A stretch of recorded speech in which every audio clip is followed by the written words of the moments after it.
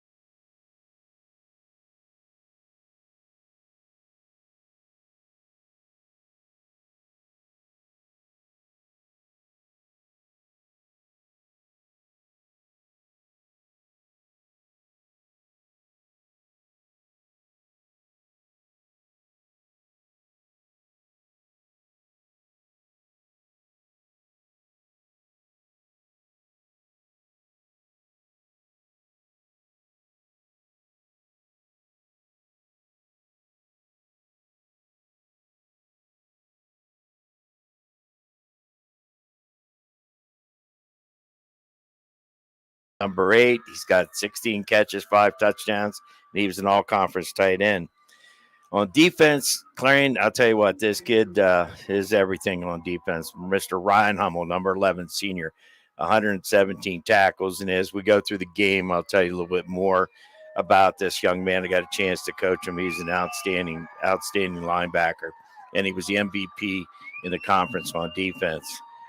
A couple people to watch at Braylon Beckwith, Tommy Smith on defense, and Clarion had 38 turnovers for the season. Well, and Brookville was right up there too. I think they had like 35 or 36.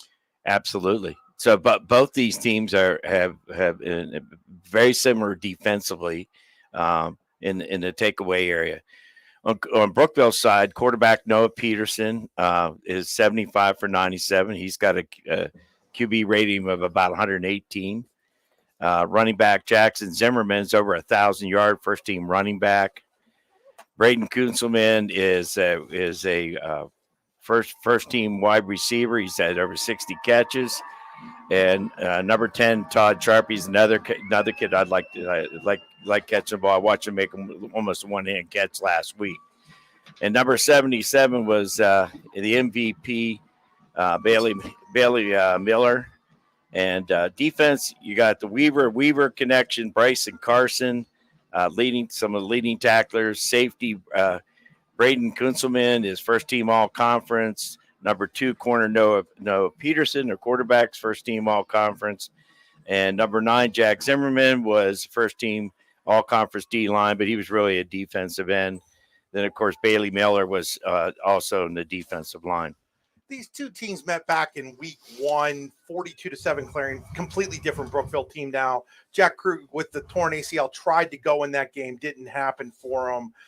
Then Brookville continued to try to be more of a throwing team and finally made the switch to being a running football team behind Jackson Zimmerman. Now, we'll see. Zimmerman played last week. He did have a concussion a few weeks ago. Played last week.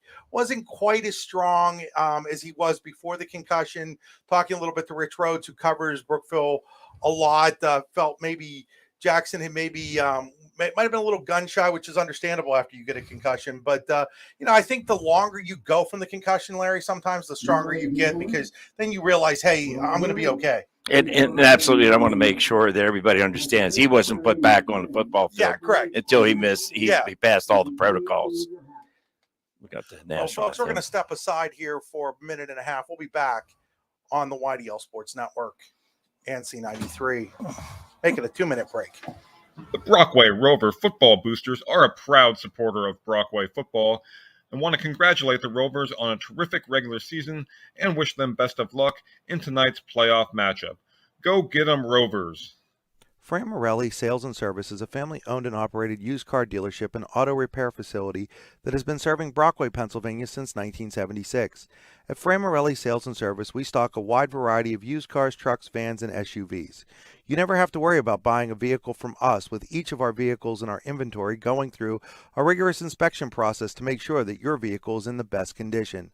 Call our team of experts today at 814-265-1330 and check us out at franmorelli.com. The E&G Auto Plus dealership has served the Countersport area's automotive needs since 1996. We have the best people in the car business to serve your auto needs, and we take pride in the services we provide. To try and sum up everything that we offer is no easy task. Stop in and see us today at 489 U.S. Route 6 in Countersport, or give us a call at 814-274-4277. Swift Kennedy & Company in DuBois is an independent property and casualty insurance agency and the official insurance agency of D9and10sports.com. Founded in 1921 by Patrick J. Swift and Albert D. Kennedy, our success has been built on service and attention to our clients' needs. Our philosophy is service and our hallmark is integrity. Visit Swift Kennedy & Company on the web at swiftkennedyandco.com or call them today at 814-371-5270. Swift Kennedy & Company, insurance with integrity since 1921. The Countersport Falcons are proudly supported by Karen Ott of Trails and Realty. If you're looking for the real MVP for your real estate needs in north central Pennsylvania, give Karen a call today at 814-274-7701 or stop in and see her at 430 East 2nd Street in Countersport. Karen would like to wish the Falcons best of luck in tonight's playoff matchup. Back here live at Deal Stadium in Karn City, where we're set for Karn City versus Brookville. As the Raiders send out their captains, they will have Braden Kunzelman, Noah Peterson, looks like Braden Long, and Carson Weaver for Clarion. Jace Ferguson's out there. Dawson Hodgkiss, who's not playing, Larry's got a shoulder injury. I talked to him in school the other day. Isn't able to go. Brady Quinn also out there for the Wildcats. And Dawson's going to be getting surgery here in a couple of weeks by former quarterback Justin Arner from Clarion. Yeah, Justin was a Clarion quarterback back in the 2000s, now an orthopedic surgeon.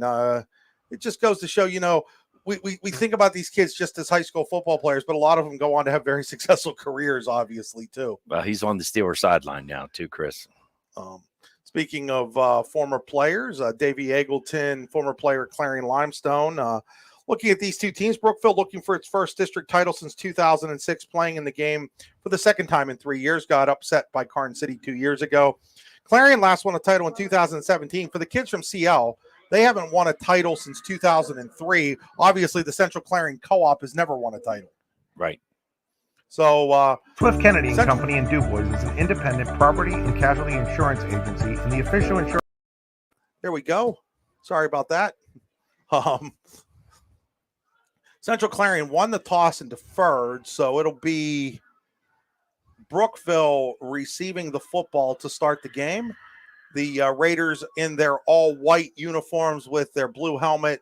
Central Clarion, color blue would you call that, Larry?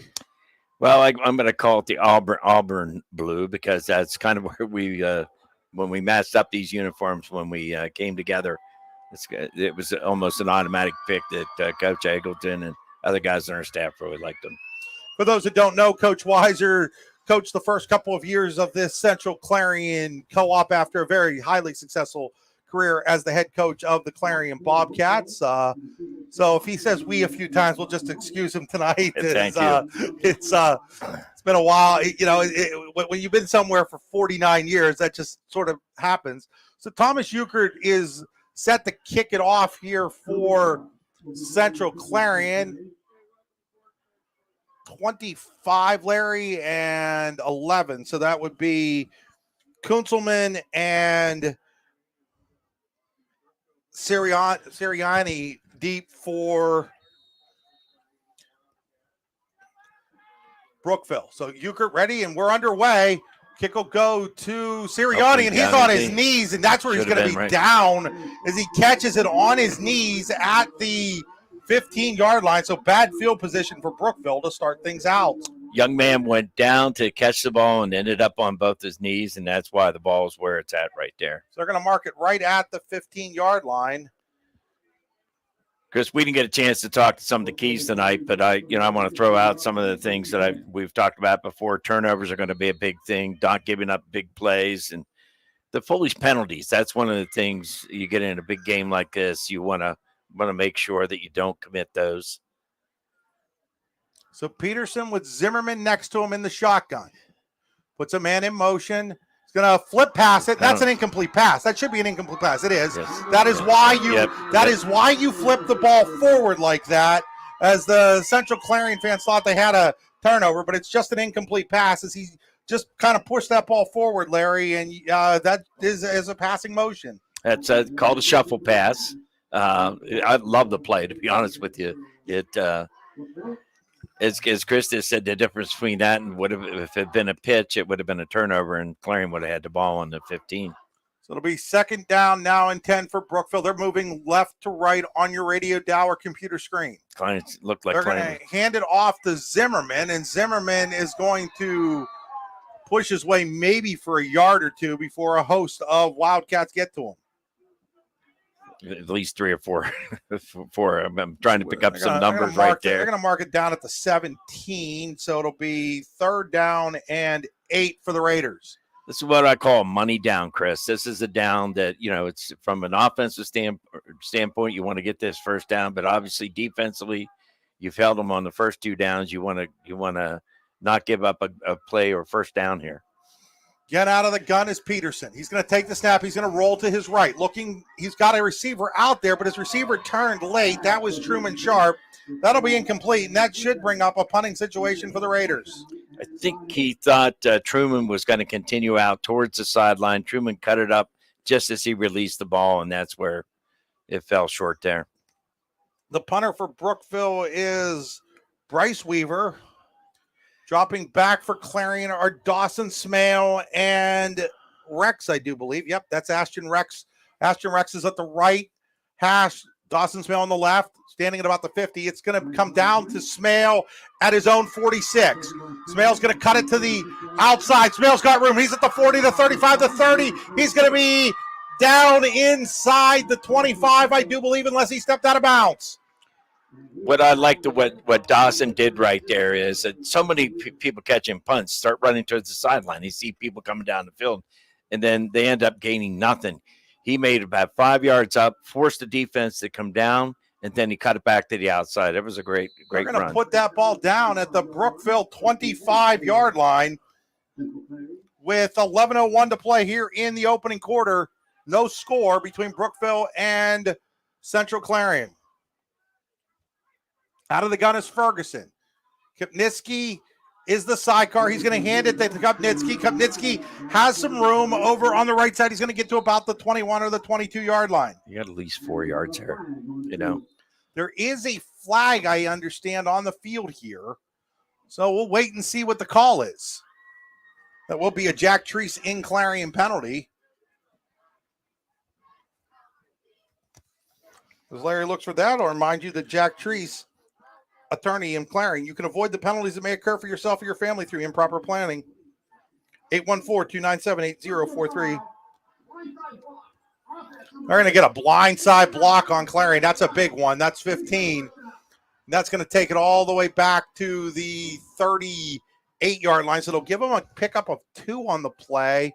or to the 37-yard line, I guess. So they'll give him a pick up of 3 on the play to the 22. It'll be first down again. So it'll be. That's what we talk about penalties. No foolish penalties. So it's at the 37-yard line. Sorry, Larry. No, I was just thinking when I was watching Brookville on film this week, they like to flip their personnel, and I think Clarion, if they did some quick count stuff, might catch them. And so Ferguson back to throw. He's got a receiver down there. He's got the catch. Looks like about the 5 or 6 That yard is line. Tommy Smith.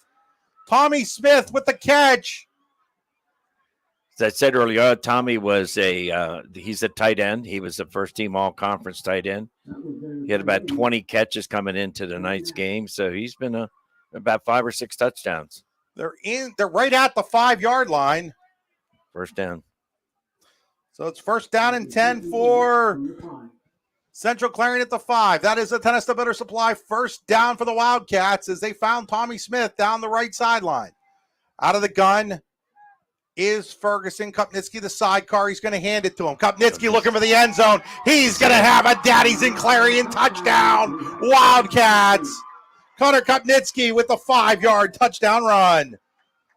That's just a nice zone replay, and the play was there, and obviously Jace gave the ball to Kobninski, and I think they'd like to get Mr. Kobninski a little bit more involved tonight in the offense, and that's a good start. So with the 10-20 mark of quarter number 1, it's 6-0 as here's Euchred for the extra point. Snap is up, the hold is down, the kick is up, the kick is good, and Central Clarion leads 7-0. We'll step aside for 30 seconds. You're watching or listening to High School Football on C93 and the YDL Sports Network. Following sponsors have made tonight's game possible. The Allegheny Grill in Foxburg, AlleghenyGrill.com. Swift Kennedy & Company in DuBois, SwiftKennedyandCo.com. The Warren County Visitors Bureau, WCVB.net. Burns Funeral Home in Clarion, RVBurnsFuneralHome.com. Smathers Real Estate, SmathersRealEstate.com. Tennessee Builder Supply, TennesseeBuilders.us. Pizza Hut in Clarion, Brookville, DuBois, and Grove City, PizzaHut.com. Luton's Plumbing, Heating, and Air Conditioning, LutonsPlumbing.com. Daddy's in Clarion, Facebook.com/Daddy's Clarion. And attorney Jack Treese, 814-297-8043. Back here at Deal Stadium in Karn City, you're listening to High School Football on C93 FM 92.7 as well as the YDL Sports Network. Quick 7-0 lead for Central Clarion as they took advantage of great field position to go right down and score. They started that drive at their own 25, overcame the block and the back penalty thanks to the long pass from Ferguson to Smith, and scored the touchdown. I'm going to talk a little bit about field position. I mean, Penn State did this study exactly where you got the ball, and if you could kick, for example, in Clarion, this case, Central Clarion can kick this ball inside the 30 and hold them. It's about a 25% chance they're going to score a touchdown. Kutzelman at the 13-yard line. Kutzelman over the 25. He's got some room over the 30, the 35. He's going to be out of bounds right about there. Nice return there by Braden Kutzelman. But, going back to field position, but once you cross the 50, it's like your chances of scoring are bad, go up as high as 50% at that point. Then obviously you get better the closer you get to the end zone. So they will put him down at the Brookville 35-yard line, where it'll be first down and 10 for the Raiders. Today's game being brought to you by Smathers Real Estate. Make buying or selling your home an easy process with Smathers Real Estate. Main Street in Clarion, SmathersRealEstate.com. Out of the gun again is Peterson, and now we've got another flag. It's going to be another Jack Treese penalty, and it's going to be a false start on the Raiders. Here's somebody I want to point out. I think this is Jack Knapp, if I'm right here. It looks like they have Braden Davison. They moved him from the offensive line. He's one of their defensive stars, and he's a big kid. They move him back into the fullback, which is something a little bit different than I've seen Brookville do over the years. So 1st and 15 now for the Raiders at their own 30-yard line. They'll go single receiver to each side. In the gun is Peterson. He's going to hand it to Zimmerman. Zimmerman around the right side. He's going to get back the penalty yards and then a couple. He's still on his feet over the 40 to about the 42 as Jackson Zimmerman just carrying Wildcats down the sideline. He broke at least 3 tackles there and lowered his shoulders, and he used a spin technique. It was a good run. Put him out at the 42-yard line. So a pickup of 12 on the play. It'll bring up a 2nd down and 3 for Brookville as we go to 9:45 to play here in quarter number 1, 7-0. Central Clarion in the lead. Out of the gun is Peterson. Crawling across the formation. Here's the handoff to Zimmerman. Zimmerman's going to bounce it to the outside. He's got all kinds of room. He's at the 50 to 45 to 40, inside the 40 to about the 37-yard line of Central Clarion goes Jackson Zimmerman.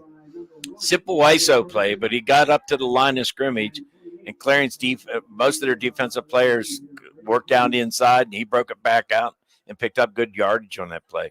That is a pickup of 21 on the play for Zimmerman. 1st down and 10 for Brookville at the Central Clarion 37-yard line.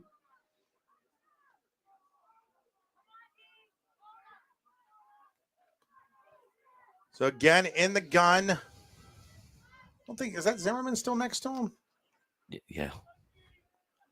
It is, and they're going to hand it to Zimmerman again. And Zimmerman with a big hole. Churns his way to close to the 30. I think they're going to put him down at the 31. That'll be a pickup of 6 on the play. He ran 6 yards before he ran into somebody. That was a big hole. That was one of those ones, Chris, I still think I could run through. So it'll be 2nd down and 4 for Brookville, trying to answer the Central Clarion score. Peterson will again come out of the gun with Zimmerman, his sidecar to his right. That's generally where he's been setting up. Handoff goes to Zimmerman. Zimmerman, patient, looks for a hole. He'll get a couple. He's going to be about a yard short based on where it looks like they're spotting him. And it'll be a 3rd down situation coming up here for Brookville. That's a Luton's Plumbing, Heating, and Air Conditioning. 3rd down. A lot of times what they're doing, they're taking the angle blocks, blocking down, and they're using their fullback to kick out on the end, and that's where he's getting the hole. And the linebackers are getting caught up too far inside on this. And Peterson now going under center. He's going to dive forward on a quarterback sneak. He's going to have a 1st down at a Central Clarion 26, maybe even to the 25, depending on where they put the ball down. They're going to put it down at the 26-yard line. So that's another Tonesta Builder Supply 1st down for the Raiders. Tonesta Builder Supply with locations in Tonesta and Shippenville, TonestaBuilders.us. So 1st down and 10 for Brookville at the 27. This has been a nice bounce-back drive for the Raiders. Yeah, I'd almost call this a pistol at this point, Chris. Yeah, with where Zimmerman's located behind now. Now they're going to hand it to Zimmerman. Zimmerman again. This time Clarion's there to meet him.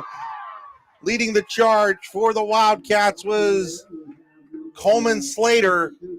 I'm not sure they'll even give him a yard on it. No, they're not going to give him a yard. So no gain there as Slater leading the charge stops Zimmerman at the line of scrimmage. And he came all the way from his backside over here, from his defensive end position over here. All right, they've slid their fullback over here right behind the tackle, the right side. Out of the gun. Well, yeah, I guess because now Zimmerman kind of moves up, and now they're going to hand it to Zimmerman, and Zimmerman again doesn't have much room there, as in there on the tackle was Ryan Hummel. Talking about a kid playing with an ACL, Larry. Defensive player of the year in the South, in the Region 1 this year. Region 1 this year. Playing with the torn ACL. Does get it to the 24-yard line, so it'll be 3rd down and 8 for Brookville. This is probably 4-play territory. So, I mean, if they can get 3 or 4 yards on this, it'll impact. Peterson on a design quarterback sweep. He's not going to have the 1st down, but he is going to be inside the 20 and down to about the 19, and that'll set up a 4th and manageable as the Raiders enter the Pizza Hut red zone. Nobody out-pizzas the Hut. Pizza Hut in Clarion and Brookville at the 19-yard line.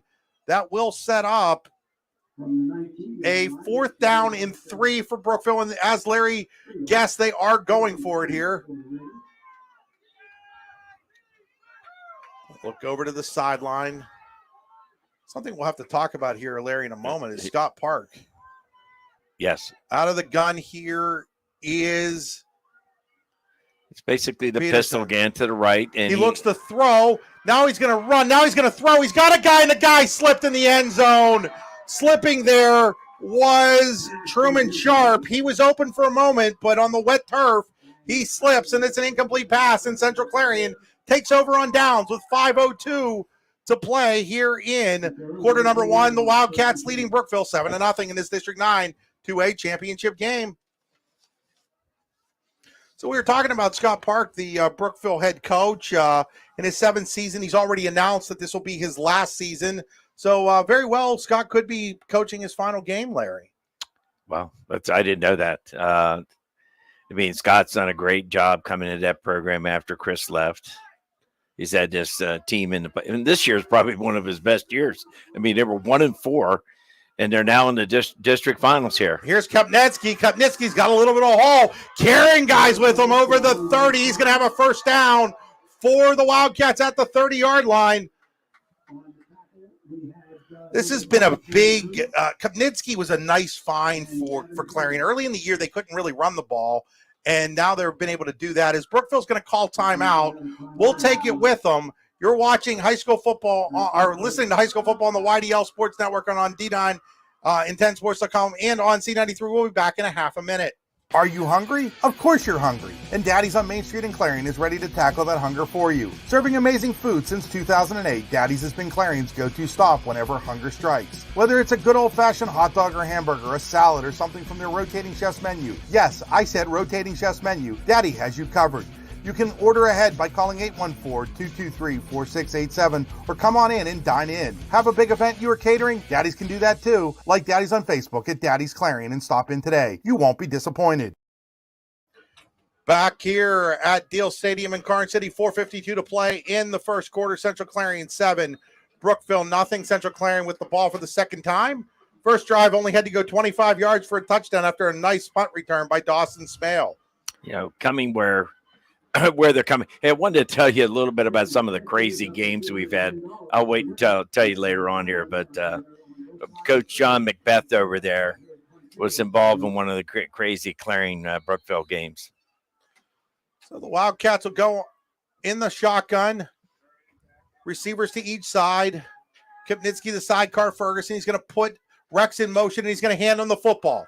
Rex sweeping to his right. Rex with that speed is going to be about a yard or two short of the first down, but another nice gainer for the Wildcats. Boy, he's fast. I mean, it's amazing. He's an outstanding baseball player. He's got a scholarship to go. So you're thinking baseball. Dawson Smale? No, Ashton too. I mean, his dad said he has a. It'll put the ball at the 39-yard line. So it'll pick up a 9 for Rex. The point I was going to make, he'd be a pretty good track person. Yes, he would. Yeah. Now they're going to make Rex come off. Oh, there's a blood issue for Rex. So trainer Steve is going to have to take care of that. And Central Clarion's going to have to get some players back in here. And Kupnitsky comes out now as now they're going to go with it used to be we used to carry an extra jersey. If you get blood on the jersey, you can't get it cleaned off. Is that 26 Hunter Lechner or is that 30 Braylon Beckwith? It's Beckwith now in the backfield. So Beckwith is the sidecar on 2nd and 1. Man in motion. There's a little bit of a miscommunication between that man in motion and Ferguson. Ferguson's going to end up keeping it himself, and he's going to get 4 yards on the play and a first down out to the 43-yard line. Another 10. It's the better supply first down for the Wildcats. That was designed, Chris. That was Jace. Jace reading that kind of a zone read on that. The jet coming across there. He just kept the ball. You'd probably like to not have the quarterback and the running and the jet guy run into each other though on that. No. I agree with that. Yes. So it'll bring up a first down and 10 for the Wildcats. Their third first down of the game. Ferguson on an option read. He's going deep. He's got Tommy Smith down there. Tommy Smith has it. Tommy Smith has a Daddy's in Clarion touchdown for the Wildcats, who now take a 13-0 lead with 4:04 to play in quarter number 1. Same play. I mean, they jet across. He faked fake to the jet guy. Instead of running the ball this time, he stepped back. That was a nice setup series right there by the coaching staff. So the Wildcats strike again on the 57-yard. Ferguson to Tommy Smith touchdown pass. We like the way Jace throws the ball. He gets a little bit of air under it and lets the receiver. He never broke stride. Tommy didn't. So Euchre in to attempt the extra point. That kick is up. That kick is good. And it's now Central Clarion 14-0 here over Brookville. We'll be back in 30 seconds. You're listening to High School Football on the YDL Sports Network and on C93 FM 92.7 in Clarion. Following sponsors have made tonight's game possible. The Allegheny Grill in Foxburg, AlleghenyGrill.com. Swift Kennedy and Company in DuBois, SwiftKennedyandCo.com. The Warren County Visitors Bureau, WCVB.net. Burns Funeral Home in Clarion, RVBurnsFuneralHome.com. Smathers Real Estate, SmathersRealEstate.com. Tenesta Builder Supply, TenestaBuilders.us. Pizza Hut in Clarion, Brookville, DuBois, and Grove City, PizzaHut.com. Luton's Plumbing, Heating, and Air Conditioning, LutonsPlumbing.com. Daddy's in Clarion, Facebook.com/Daddy's Clarion. And attorney Jack Treese, 814-297-8043. Welcome back here to Deal Stadium in Karn City, where it's now 14-0 Central Clarion. 4:04 to play in quarter number 1 of this District 9 Class 2A championship game. Winner gets the very good Westinghouse Bulldogs in a PIAA game next week. No matter who comes out of this one, that's going to be a tall task. Westinghouse been ranked high in the state, number 2 for most of the year behind Farrell. His Class 2A in the West is just loaded. Absolutely. Do we have any idea where that game's going to be yet, Chris? We have no idea because we don't even know who's going to win that game. Well, this game. So yeah. So Euchre to kick off. He sends it deep, taking it at the 14-yard line and coming out over the 27 to the 28. Let's see who had the ball there for dump was number 25, Sirianni with it. So Sirianni will get the ball out to, I'm going to put it down right at the 29-yard line, it looks like. What I was meaning is they usually rotate the games. Yeah, I understand what you're saying. I have to Yeah. take a look at the bracket. I did not get a chance to look at that bracket. So 3:57 left here in quarter number 1. Man goes in motion. Kunzelman, they're going to hand it to Zimmerman, though, and Zimmerman will get a few yards up over the 30 to about the 33-yard line. Hummel on the stop for Central Clarion. Braden Davis is the number 26. He's the guy they've been using kind of as a fullback. He sits behind the tackle. He either goes left or right. And they're kind of in that pistol formation. Not quite an eye. It's almost a stack like Redback used to run. Here's Zimmerman again, and he's going to be stacked up at the line of scrimmage. He might have fought his way for a couple yards out to the 35, but it's going to set up a 3rd down and medium here for the Raiders, who desperately need a first down, trailing by 14. And I'm marked out at the 34, so just a pickup of 1, and that'll bring up a 3rd down and 5. So it'll be interesting here to see if they do what they did the last time we were in this kind of 3rd and 5 situation. They got the quarterback rolling out here, and they flooded his zone, which I think is a smart move, and give him an opportunity to run the ball. So it'll be out of the gun. Looks like that game, by the way, Larry, will be at Couple Stadium in Pittsburgh. Coming across here. It's same thing, yep. Looking to throw is Peterson. He's going to throw over it. He's got a receiver, and then Kunzelman's going to make the catch, and he's knocked out of bounds at the 45-yard line. That's going to be a first down for the Raiders. Well thrown ball and well run route. He ran between the zone.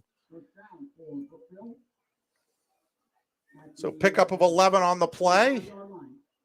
Down to 2.5 minutes, 2:33 exactly here in quarter number 1. 14-0 Central Clarion leading Brookville in this District 9 Class 2A championship game.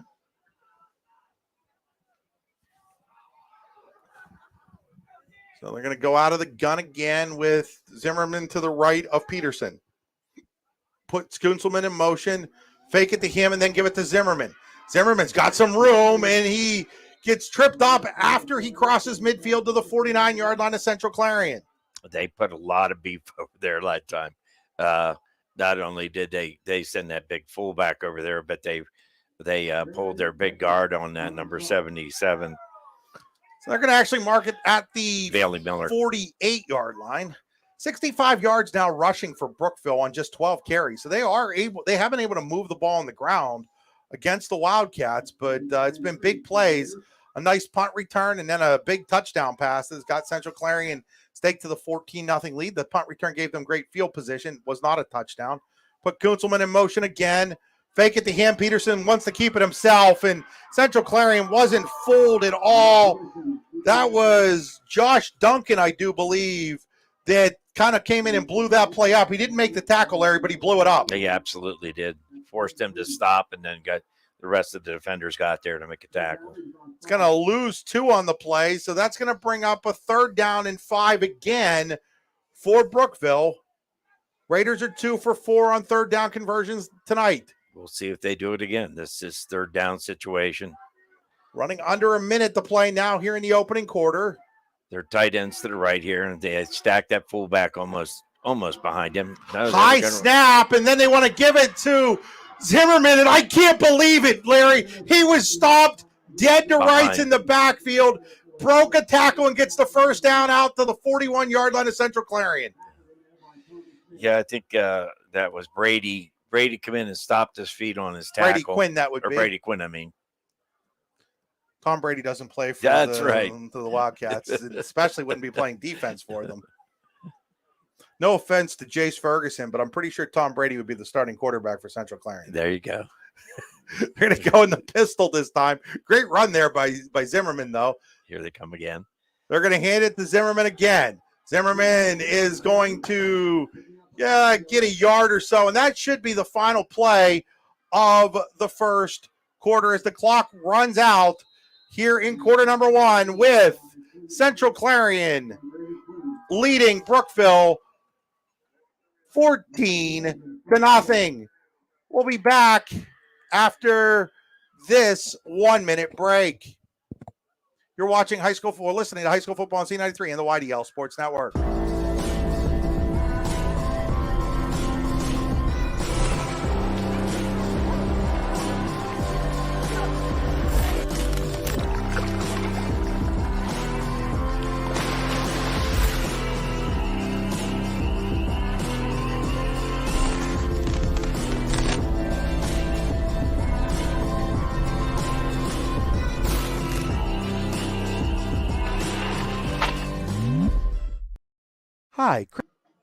Hi, Chris Rossetti here from D9and10sports.com. I wanted to take a second to tell you about one of the best restaurants in all of Western Pennsylvania, the Allegheny Grill in Foxburg, PA. With indoor and outdoor dining, you can enjoy prime rib all weekend long, or perhaps it is their full wings served on Thursday wing nights that you're after. From celebrating a special occasion to hanging out with family and friends, the Allegheny Grill in Foxburg is the place to be. As they like to say, you come for the food and you stay for the view. Reserve your table today at AlleghenyGrill.com.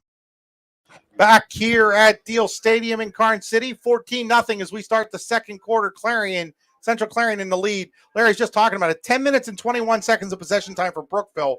Only 1:39 for Central Clarion, but the Wildcats have the 2-touchdown lead. Here's the handoff to Zimmerman, and Zimmerman's going nowhere. Hummel, and I think that was our man Duncan again in there to drop him for a loss of 2 on the play. That was also Hayden Hyman in there too. You know, for the radio audience, this is almost like what for those familiar with football, it's a pro offense. They have a tight end to the left and they have a flanker out here, but they offset that fullback right behind the tackle in the end. And Andy Martino, who offensively, likes to throw the ball and so forth, and with Crew getting hurt, I mean they've modified this and moved some linemen to tight end and to fullback positions. So 3rd down and 10. Peterson, quick throw over to Kunzelman, and coming over and breaking that up. That is trying to pick up the number. It was 28. Brady Quinn on the pass breakup. He read that well. He almost picked it off. And that would have been a nice return. So that'll bring up a 4th down, and Brookville's going to punt here as they bring in Weaver to punt. So Weaver will stand at his own 48 with Smale and Rex standing inside the 10 for Central Clarion. It's where you always got to be kind of worried they may run a fake. The punt is angled towards the sideline. It's going to bounce and go out of bounds at about the 10-yard line. So Central Clarion will have 90, or I guess they're going to mark it out at the 12. They'll have 88 yards to go for the end zone. The punt goes 29 yards, but more importantly for Brookville, it was angled to the sideline and out of bounds, and it's going to force Central Clarion to drive the length of the field. And we talk about that time of possession. It's now 11-19 to 139, Larry, but just tells you that stat doesn't always tell the whole story. Absolutely.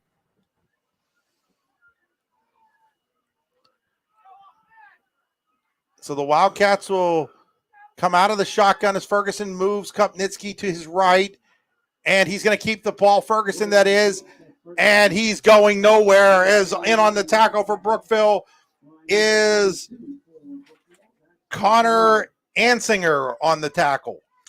I mean, they came out unbalanced on this side, and, they ran Connor back to the backside or faked him going back. I thought it was a well-designed play. We just didn't get the end blocked on that play. It's going to lose 2 yards, so it's going to be a 2nd down and 12 from their own 10 now. So Ferguson again out of the gun. This time I think it's got Rex in motion. Puts Rex in motion. And he's going to hand it to Kupnitsky on a sweep to the left. And Kupnitsky's got some room. He's going to get it over the 15 to about the 16 or the 17-yard line. And that'll bring up a 3rd down and manageable for the Wildcats. Let's see where they're going to officially mark the ball. They'll mark it down at the 17-yard line.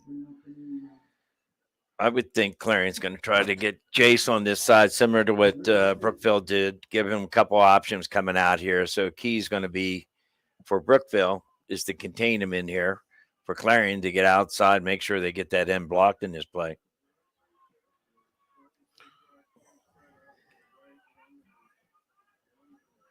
So it looks like Brookville's coming into a zone cover of these two receiver side.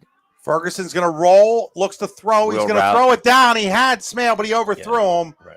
And that'll force a punting situation for the Wildcats now for the first time in this game. It was well covered, and number 42 for Gavin Hanna did not go with Rex in the hook pattern. That really was the route that was open. That was a choice route, and I think he kind of predetermined that Dawson was going to be open on that. So Smale is the punter for Clarion. They must be a pretty good one considering where the Brookville receiver is lining up at his own 40-yard line here. That's a short kick, a really short kick. And it's going to sort of take a Central Clarion roll, and it's going to roll into Brookville territory and be down at the 48-yard line. So it was a short kick, but a nice roll for Smale. Got about 12-yard roll. And it turns out to be a 35-yard punt.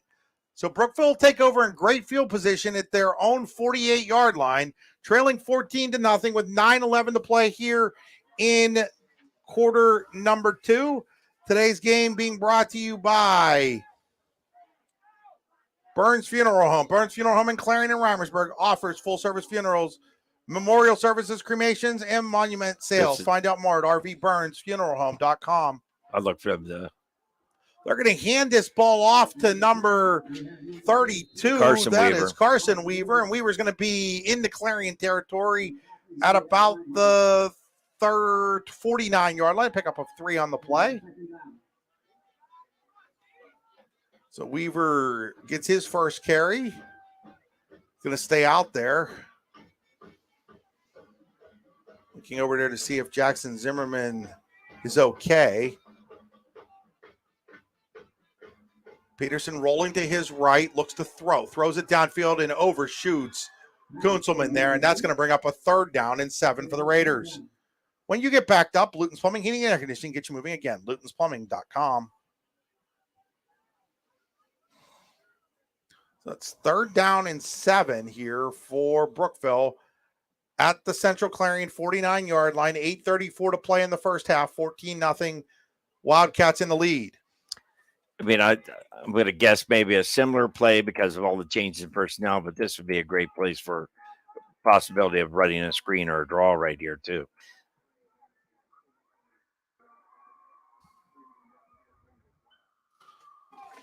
They've got their fullback set to the what I would call the quick side to the split side, and they're going to run the ball. Yeah, they do with Weaver, and he battles his way to the 45, and now decision time for Scott Park. And he's going to punt the ball here from the Central Clarion 45. Play field position game now. With the play call, I would have thought that he was thinking it was 4-down territory, but on 4th and 3, Scott Park decides to punt it away with Weaver.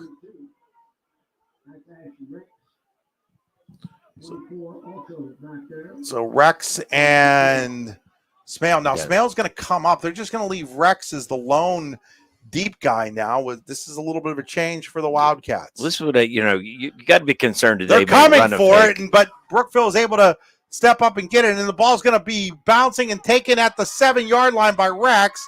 Uses that speed to get up over the 20 and out of bounds at about the 22. So we'll see where they put the ball down officially here, waiting for the officials to spot it. I see about the 25 is what nope, they're marking it back. They're not in any hurry to mark it, but I do believe it's going to be about the 21 or the 22. Mark it down at the 21-yard line. So that's where Central Clarion will take over at their own 21 with 7:37 to play here in the first half. Wildcats leading Brookville 14-0 in this District 9 2A championship game. I don't know if something's wrong with Mr. Komnitsky. So they're going to put a man in motion, but Ferguson's going to keep it and go straight forward for about 5 yards on the play. There again, that you have their wingback comes in a jet action. That's Rex. You're hoping he attracts a lot of attention, and they pulled their right guard, and Jace kept the ball. I think that was designed all the way. It wasn't a read. They're going to give him 3 on the play to the 24-yard line. Kopnitsky is in there again. And last time they did this is when they threw the ball to Tommy. So Smith will line up here on the near side, which is the Clarion sideline, to the press box. It's the Sam Swick press box here now at Karn City. They're going to hand it to Kopnitsky. Kopnitsky going to the sideline, and he is there's a flag stopped. And according to Larry, we have a flag on the play as well. And yes, it's back in the area of holding. And now I think where it's at, if you're Brookville, you probably take that penalty because that would back that flag is sitting at the 20. That would back them up to the 10. If that's what the call is. DC pulled both their guard and tackle back there. So the only person left would have been the center. Yeah, it's a hold on Central Clarion, and that is a Jack Treese Clarion penalty. It's accepted, and the ball will go back to the 10-yard line. So Central Clarion now has dug itself a little bit of a hole here. It's 2nd down and 21 from its own 10, 6:40 mark of the first half. Now remember, they were up in their last game on Red Bank Valley going towards halftime, and deep in their own territory elected to throw a screen pass that Red Bank intercepted and took back for a pick 6. It was well scouted. So we'll see if Coach Eggleton and company is aggressive here or if they're going to keep the ball on the ground, which has seemed to be their game plan so far for the most part. They're going to roll Ferguson. They're going to throw him. He's looking deep. Rex is running by people. He's drugged down, and there's no flag. My goodness. Noah Peterson drug him down at about the 47-yard line. The official right on top of the play elected to not throw the flag. And it'll be a 3rd down and 21 now. It wasn't that he accidentally ran into him. He was tackled on that play. And that was a textbook pass interference call that was just missed. So that'll bring up a 3rd down and 21. Wildcats have to get out to the 31-yard line. They're going to send Smith now to the far side. They said he got all conferences at tight end, Larry. He winds up as a wide receiver. Yeah, a lot of times, yes. Yeah.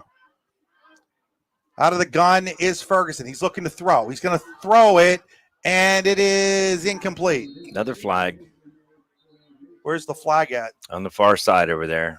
That's in a neighborhood of, you would think, like formation or something. Or illegal man downfield. Was there a lineman downfield? I don't know.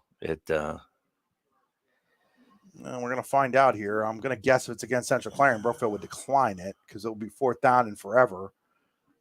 Yeah, they're going to call ineligible receiver downfield. So that'll be a decline penalty. Decline Jack Treese and Clarion penalty, and it'll bring up a 4th and 21 for the Wildcats here. And so now the pressure on young Dawson Smale, the junior.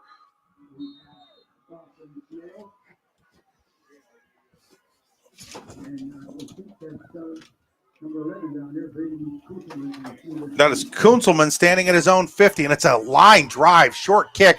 Kunzelman's going to come up and play it at the 46-yard line of Central Clarion. Makes the first guy miss, makes another guy miss. He's at the 40, inside the 35. There's a flag down as a Brookville player and a Central Clarion player get into a hand battle. I think that would probably be in the neighborhood of a potential holding situation on Brookville, as the Raiders would have the ball out at around the 30-yard line of Central Clarion, but we await the penalty again.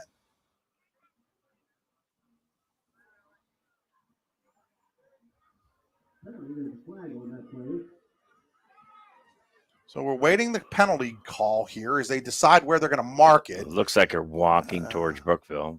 It is going to go on Brookville. They're calling the blindside block again. This is their favorite penalty tonight. They're going to mark it from the 31-yard line of Central Clarion, but that's a 15-yarder on Brookville. This is sometimes what happens when you get these championship officiating crews, Larry. Including one who last night blew a massive call in the game against for St. Mary's. The inadvertent whistle. Yeah. So it'll be at the 46-yard line of Central Clarion for Brookville with 5:47 to play. We'll leave him nameless right now, but we'll just say he's high up and probably shouldn't be. Throwing the ball deep is Peterson, and there were 2 Wildcats and 1 Raider, and it was incomplete. Well, I thought Brady almost had a chance of intercepting that. Brookville's going back into more of their passing offense, which I think they've used for the past 6, 7, 8 years. So we'll bring up a 2nd down and 10 here. So that means they're coming in a 2-by-2 formation and in a true gun. So this is from my standpoint. Now when they're lining up tight like this, Chris, I look for them to run shallow routes here, and that would be one receiver is going to come down along the sideline. The other one will come into the post. There it is. That's that shallow pass, but Kunzelman drops the football. It was behind him a little bit.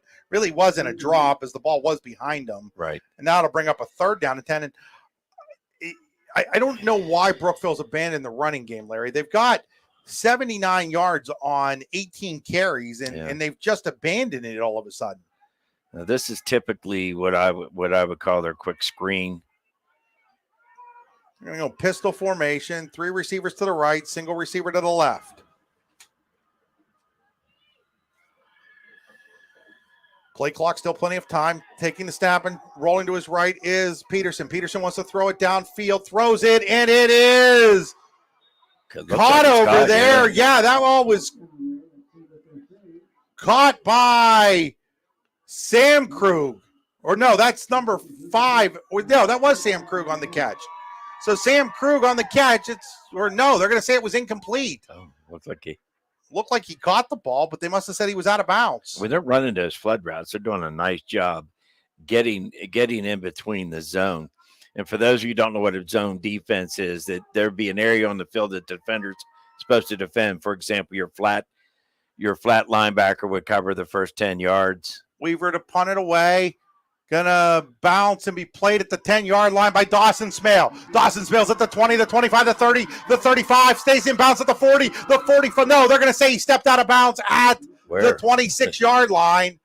There's an official standing over at the 26-yard line. It looked like for a second there that Dawson Smale had a clear path down the sideline, but they say he stepped out of bounds.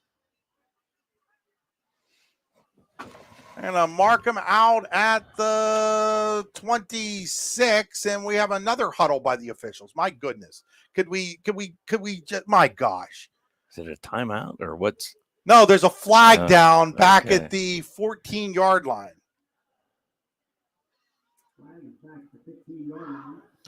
So we're waiting for the call here. Somebody thought that they were the game tonight. Another block in the back call. Must have been something they talked about going in before they came out onto the field. And I'll mark them from the 15-yard line. All the way back, it looks like the 7 or 8 yard line, Chris. So that block on the back is detrimental to Clarion, Central Clarion, as they're going to be back at the, and we're going to call that the 8. So another on the return type of penalty with 5:14 to play here in quarter number 1. And was that Jace kept the ball? Jace Ferguson keeps it. He's going to get it up over the 10. So Central Clarion's first 2 drives went well for them, but since then they've been backed up and being forced to play more conservative. And that's played into Brookville's hands as the ball's out at the 10-yard line now. I'm trying to figure out, Larry, how on a return that was on the far sideline, you could have a block on the back on the near sideline. Like, why are you even looking for the penalty over there? The ball wasn't even anywhere near where that block in the back was. I mean, you've got to just be looking for that sort of stuff to call that, to throw the flag over there when the play was on the complete opposite end of the field. Here's Ferguson handing the ball to... Is that Kopnitsky with it? That's our man. Number 11, Ryan Hummel, I think. Yeah, it is. That is Ryan Hummel on the carry. He wants to play offense, but with that leg. He's out at the 15-yard line. That's going to be or the 20-yard line. That's going to be a first down for the Wildcats at the 20 on a pickup of 10.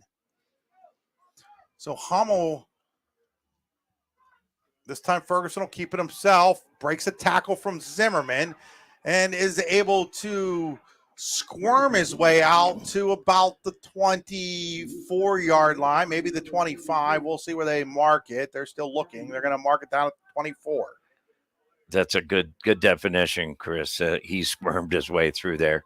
About Ryan Hummel, he tore his ACL this summer, and I would say 99 point whatever.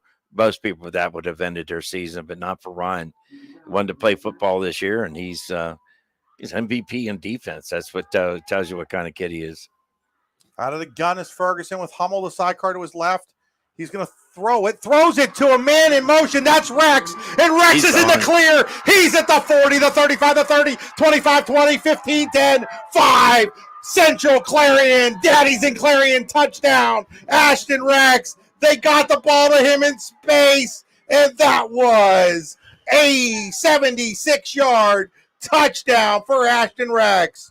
Great play action pass right there. Everybody, the linebackers sucked up, and Jace just got the ball over the linebackers, and Ashton never broke stride.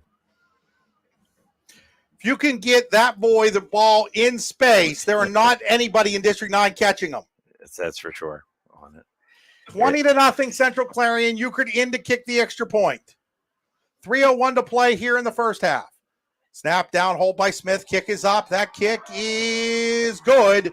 And Central Clarion now leads 21-0 with 3:01 to go here in the first half. We'll be back after this 30-second timeout. You're listening to high school football on the YDL Sports Network and C93, 92.7 FM in Clarion. Are you hungry? Of course you're hungry. And Daddy's on Main Street in Clarion is ready to tackle that hunger for you. Serving amazing food since 2008, Daddy's has been Clarion's go-to stop whenever hunger strikes. Whether it's a good old-fashioned hot dog or hamburger, a salad, or something from their rotating chef's menu. Yes, I said rotating chef's menu. Daddy has you covered. You can order ahead by calling 814-223-4687 or come on in and dine in. Have a big event you are catering? Daddy's can do that too. Like Daddy's on Facebook at Daddy's Clarion and stop in today. You won't be disappointed. Welcome back here to Deal Stadium in Karn City. 3:01 to play first half with Central Clarion leading Brookville 21-0 now in this District 9 Class 2A championship game. Central Clarion has run just 17 plays for 221 yards. Brookville 27 for just 90, Larry. My number 2 key of the game, Chris, was don't give up the big play. Well, Brookville's given up 3 big plays. Euchert to kick it off. It'll be taken by Sirianni at his own 12-yard line. Sirianni is going to be met at about the 25-yard line. That was John Burke on the Johnny tackle. Burke. Yep. John Burke. He's also quite a track star for Clarion Limestone. John is.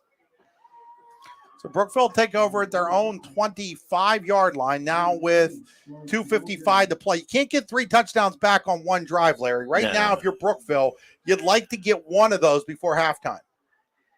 Absolutely, but I think it's the score the way it is. It's kind of forced them into changing what they thought they might be doing at the beginning of the game by running the ball. So they go trips to the right, hand off to Zimmerman, and he is going nowhere. Ryan Hummel again there on the tackle, and a little surprised now that Central Clarion doesn't use one of its timeouts.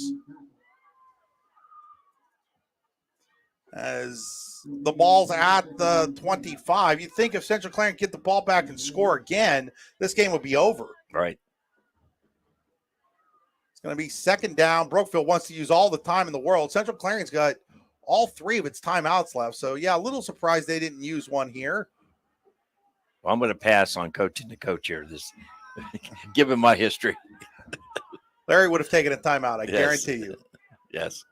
Peterson going to hand it to Zimmerman. Zimmerman looking for some room, and he's going to get a yard or 2. And now, will Central Clarion use a timeout? Yeah, now Davey Eagleton wants timeout. I think he wanted to maybe save one of those for offense, Larry. I think so. The bottom line here is I was surprised, Brookville. I thought that they would come out and try throwing the ball. I think they're more content to just try to eat out the clock themselves. And we're going to step aside for 15 seconds. 21-0. You're watching and listening to high school football on C93, 92.7 FM in Clarion. What's the recipe for surprising the kids, treating yourself, and ditching dish duty? You're looking at it. Order your Pizza Hut faves like original pan, original stuffed crust, and more at pizzahut.com. No one out-pizzas the Hut. Back here at Deal Stadium in Karn City, 2 minutes to play in the first half. It's 3rd down and 8 from Brookville from their own 27-yard line. Yeah, just over the 26, so we'll call it the 27. It's 3rd down and 8 for the Raiders. Central Clarion just used its first time out. And I think Central Clarion's come into a nickel defense here. Out of the gun is Peterson. Looks over to the sideline to make possibly an adjustment. He's got 3 receivers to the left, 1 to the right. Now he moves Zimmerman from his right to his left. This is usually when they're going to roll out here. Not rolling out, but he does look to throw a short pass to Zimmerman, and Tommy Smith can't make the tackle, and Zimmerman's in space, and then he is knocked to the ground by Brady Quinn, who isn't the biggest kid on the block, but he punches a wall up, and it's going to be a first down for Brookville out to the 36-yard line. Just bad angles on the tackle there. They would have had him for not for a first down. Brady, by the way, is all conference for Clarion. Another one of the good DBs they have. Jace Ferguson, obviously at safety, and Ashton's. Peterson wants to run, and he is tripped up Tripping him up there was Braylon Beckwith after maybe a yard on the play. And Hayden Hyman forced him into the inside right there. That was a good move on his part. He may have got a little bit too deep on it, but I like the fact that he pushed it back into his players right away. Down to a minute to play here. Brookville not in any hurry whatsoever. You'd think after that first down, Larry, they might have been in a little bit more of a hurry. They need points. Down 21-0 here late in the first half. Back to throw is Peterson. There's our pass. Looking, he doesn't find anybody. Now he's steps back. Now he throws downfield. He's got a guy, and Ferguson with an unbelievable interception. Jace Ferguson tipped it to himself, picks it off at the 45-yard line of Central Clarion. He kept his feet inbound. That was an NFL-type reception, wasn't it? That was unbelievable interception by Jace Ferguson. I mean, as Chris said, for those of you, whether the radio audience, he tipped the ball up, and as he's coming down, he made sure he had his feet in bounds, and he was able to pull the ball in. So with 41 seconds to play here in the half, Central Clarion has the ball at its own 43. Now, what do the Wildcats do here? They tried that screen pass against Red Bank. I'm going to guess they don't go back to that. I wouldn't think. I like the one-on-one here. They might get down there in the corner here. When you've got a guy like Rex and when you have the receivers you have, I think about throwing it deep. They thought about the screen. He pulls it back, and now he's going to run. And now he's got room. He's over the 50, and he's going to get out of bounds at about the 41-yard line of Brookville. That's Jace Ferguson. They were going to run the screen, is right. Brookville sat there on it. So that's a pickup of 16, and more importantly, Jace Ferguson smart enough to get out of bounds, the sophomore. They're playing cover 2 here, too deep, and as soon as he's ready to throw, those safeties are widening on this. There may be an opportunity for them to get Tommy Smith down the middle of the field here. We'll see. What's his safety rule over there? 32 seconds to play here. Ferguson looks to throw. They're one-on-one with Tom. Ferguson goes out to Rex. Rex has it. Rex is going to be real close to the first down. That's going to have to be a timeout by Central Clarion because it's not going to have the first down. And they're not in any hurry to call the timeout, or do they? But there's a flag down. Okay, we've got a flag. That's why. Of course we have a flag. That's the third Burford in a row here that we've gotten at Clarion. They're going to say Central Clarion did not have everybody, the requisite 7 on the line. So that's going to be a formation penalty on the Wildcats. That'll push them back to the 46-yard line of Brookville. And they're going to have to call a timeout, although they shouldn't have had to call a timeout there, Larry, because the previous play, the clock was stopped. Right? So because the clock was stopped, when that play was run and the penalty was accepted, it wasn't Brookville's choice in that case whether or not to run the clock or not. That's something that's crept up on Brookville twice this year. But in this case, because the clock was stopped, the clock should have stayed stopped. It should have stayed stopped, right. And actually, it was Brookville that called the timeout. Now that I look on the scoreboard. So the Raiders called timeout. Obviously, he wants to look at defensively. They had one-on-one. Clarion had our number Mason Burford, number 17, down the sidelines. I thought they ruled their safety over there, but Mason's come on here. He's I believe a freshman. Yeah, just a freshman. He's just a freshman, and his brother's Ty was a tight end, and other brother Ethan was a great wide receiver for you. Ty was a wide receiver too for me. His senior year, he just had an outstanding year.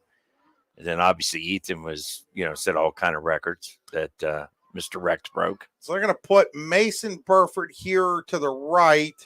Yeah, but Ethan Burford's records are for Clarion, and Rex's numbers for Central Clarion. So he'll hold those Clarion records forever unless the programs come back apart, which I don't see how that would ever be possible at this point, no matter what anybody thinks.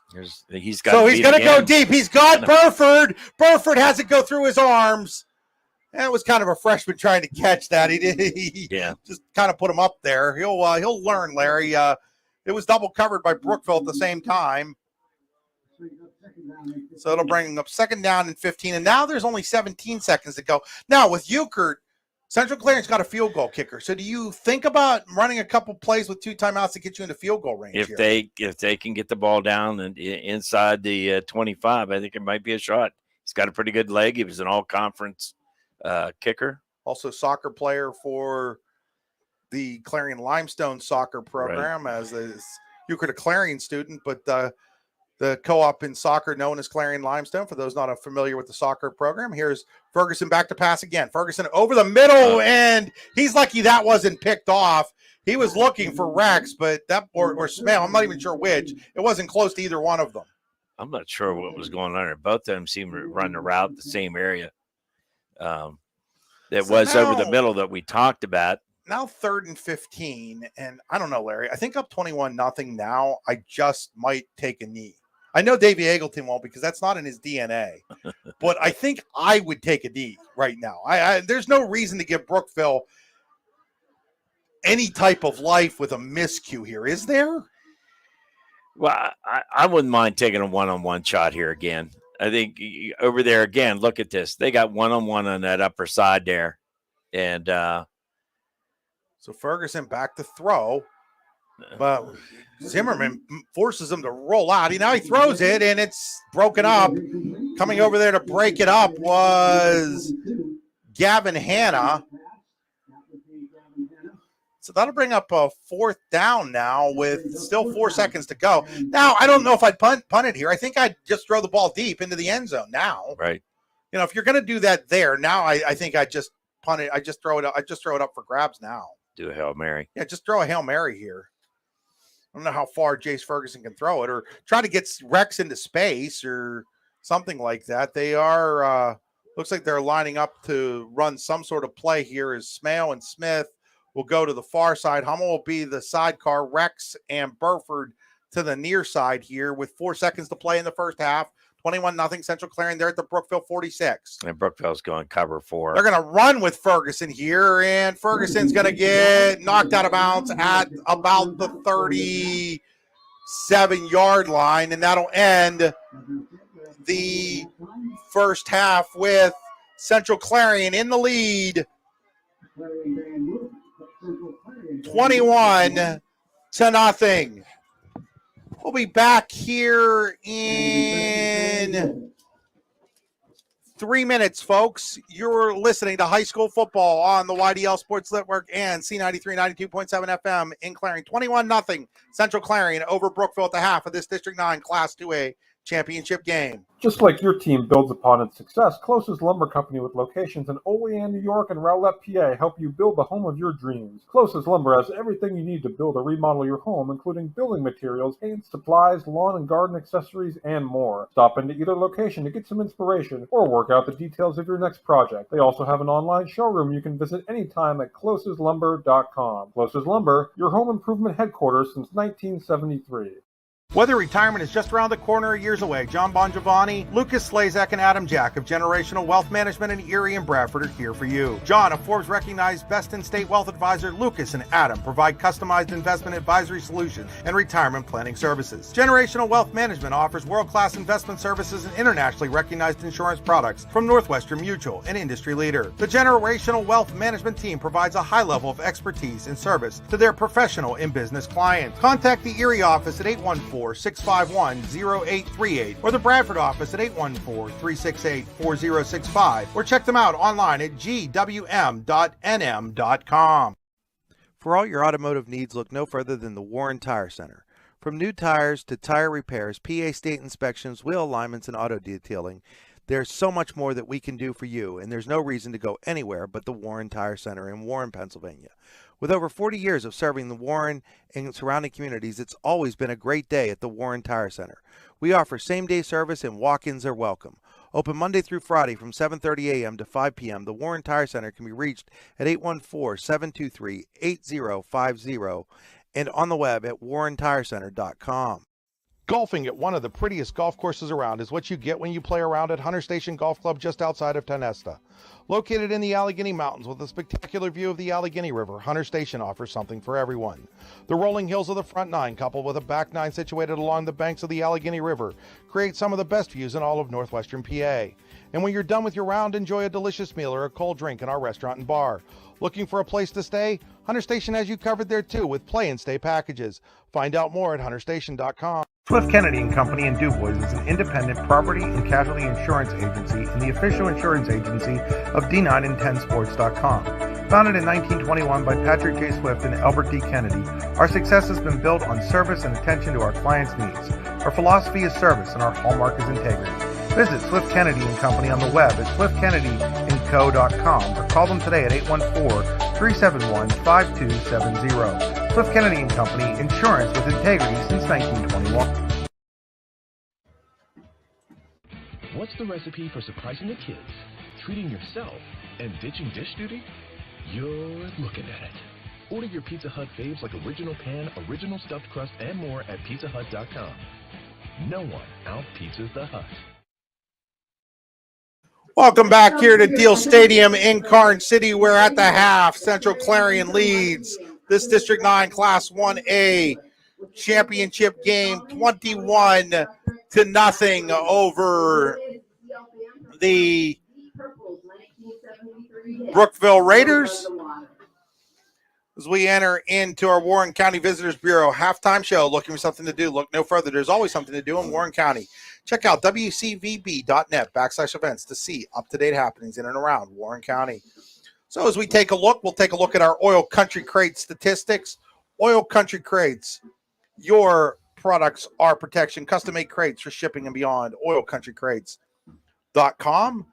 So first down-wise, it's fairly even here, Larry. 7 for Central Clarion, 5 for Brookville, but that's pretty much where the stat, and Brookville does lead in time of possession, 15-46 to 8-14. But that's pretty much where the stats stop being in any favor for Brookville, is Central Clarion outgaining the Raiders 246 yards to 102. That includes 165 to 20 passing and 80. Brookville does hold an 82-81 advantage on the ground, but on 8 more carries. The Raiders were 4 of 9 on third down conversions. Central Clarion was 0 for 3. 1 turnover in the game. It was an interception by Central Clarion's Jace Ferguson. Looking at the individual stats for Brookville, Jackson Zimmerman, 15 carries, 69 yards. Carson Weaver has 2 for 7. Noah Peterson, 4 for 6. For Central Clarion, Jace Ferguson, 7 for 36. Connor Kopnetsky, 4 for 26 and a touchdown. Ryan Hummel, 1 for 10. And Ashton Rex, 1 for 9. Passing, Noah Peterson, just 2 for 11 for 20 yards and an interception. Jace Ferguson, numbers aren't necessarily great in terms of completions, just 3 of 9, but for 165 yards and 2 touchdowns receiving. Kunzelman, 1 for 11 for Brookville. Jackson Zimmerman, 1 for 9. For Central Clarion, Tommy Smith, 2 for 89. That includes a 57-yard touchdown. Ashton Rex, 1 for 76. That was a touchdown pass. Now it's time to look at our Smathers Real Estate scoring summary. Make buying or selling your home an easy process with Smathers Real Estate.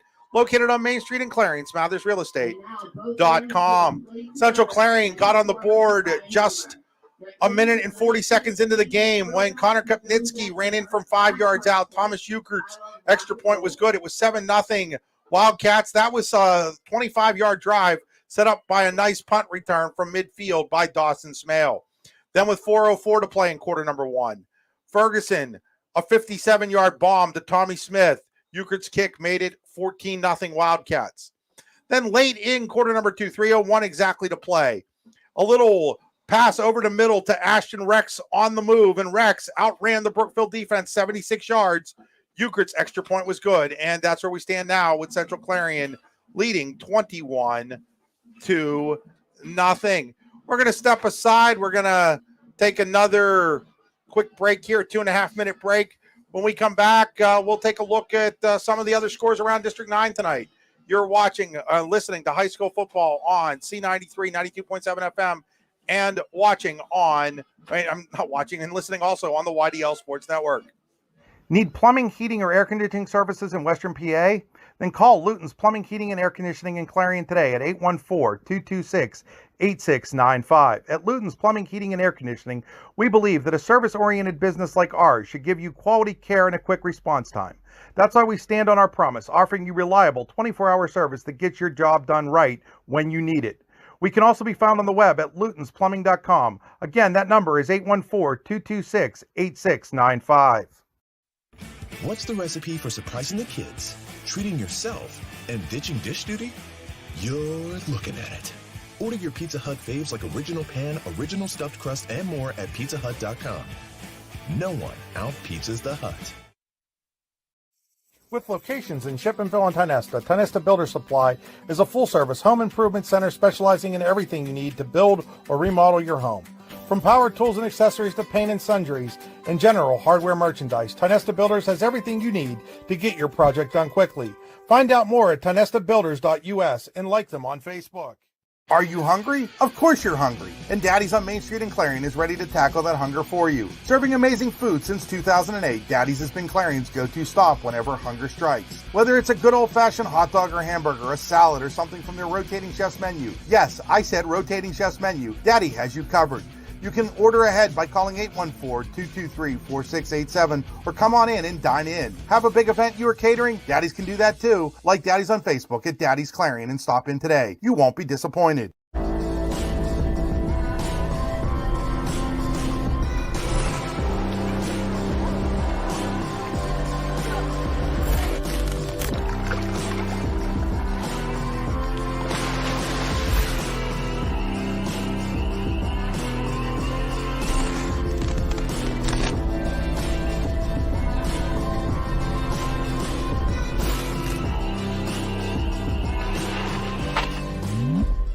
Hi, Chris Rossetti here from D9and10sports.com. I wanted to take a second to tell you about one of the best restaurants in all of Western Pennsylvania, the Allegheny Grill in Foxburg, PA. With indoor and outdoor dining, you can enjoy prime rib all weekend long, or perhaps it is their full wings served on Thursday wing nights that you're after. From celebrating a special occasion to hanging out with family and friends, the Allegheny Grill in Foxburg is the place to be. As they like to say, you come for the food and you stay for the view. Reserve your table today at AlleghenyGrill.com.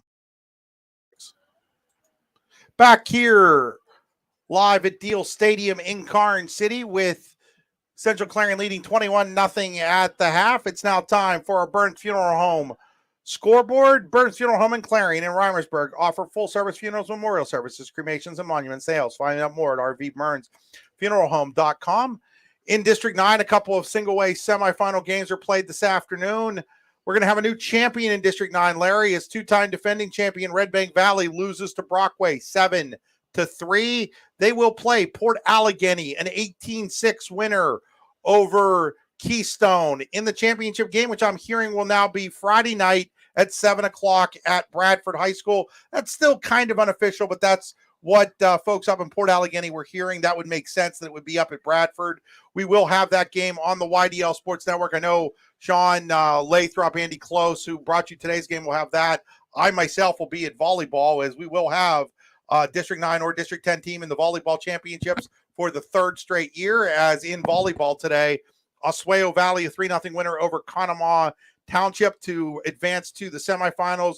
Do believe it's the first ever semifinal appearance for any team that's a ball team in Oswego Valley school history. Also, Maplewood with a 3-0 win over Homer Center. They will meet Tuesday at a time and place to be announced in the semifinals. We should also have that here on the YDL Sports Network. Those will both be video matches. Also, and I had Larry write down a couple scores over here at the half. It is Mercyhurst Prep 7, Sharpsville 6. Let me pick up a score here for you, Larry. Go ahead and give that other score. We got Farrell's winning 48-6. That game's over. That's a final. Okay, those other two are finals. Okay, and Reynolds? Yeah, Reynolds was a final as well. All right. So what was the Reynolds score? I had 44. 44 to, I think it was 14 Reynolds over. 44-6 Reynolds over Maplewood. And also going on right now at the half, Cambridge Springs leads Eisenhower 14-7. You can watch that game on the YDL Sports Network. Cody Elms, Andy Close have that game from War Memorial Stadium in Warren. So that gets you caught up, I do believe, on all the scores from around District 9 and 10. Oh, wait, we still have Meadville's score to find here. I got it. Yep. We have, is this Meadville right here, 40? Yeah, Meadville 40, USO 12. So Meadville advances into the PIAA playoffs where they will play Meadville will play Juniata, a winner over DuBois 17-7 on Thursday night. And last night, Clearfield won the District 9 3A championship, another title for Tim Janoko, 13-7 over St. Mary. So those are your Burns Funeral Home scores. We're going to step aside again here. When we come back, we'll have Larry give you his keys to the second half.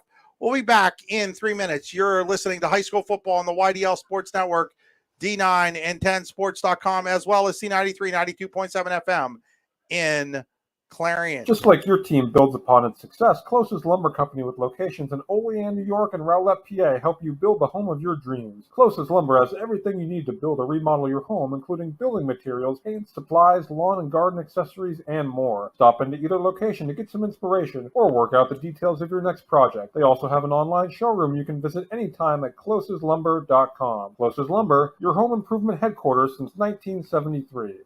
Whether retirement is just around the corner or years away, John Bongiovanni, Lucas Slazak, and Adam Jack of Generational Wealth Management in Erie and Bradford are here for you. John, a Forbes-recognized best-in-state wealth advisor, Lucas and Adam provide customized investment advisory solutions and retirement planning services. Generational Wealth Management offers world-class investment services and internationally recognized insurance products from Northwestern Mutual, an industry leader. The Generational Wealth Management team provides a high level of expertise and service to their professional and business clients. Contact the Erie office at 814-651-0838 or the Bradford office at 814-368-4065 or check them out online at gwm.nm.com.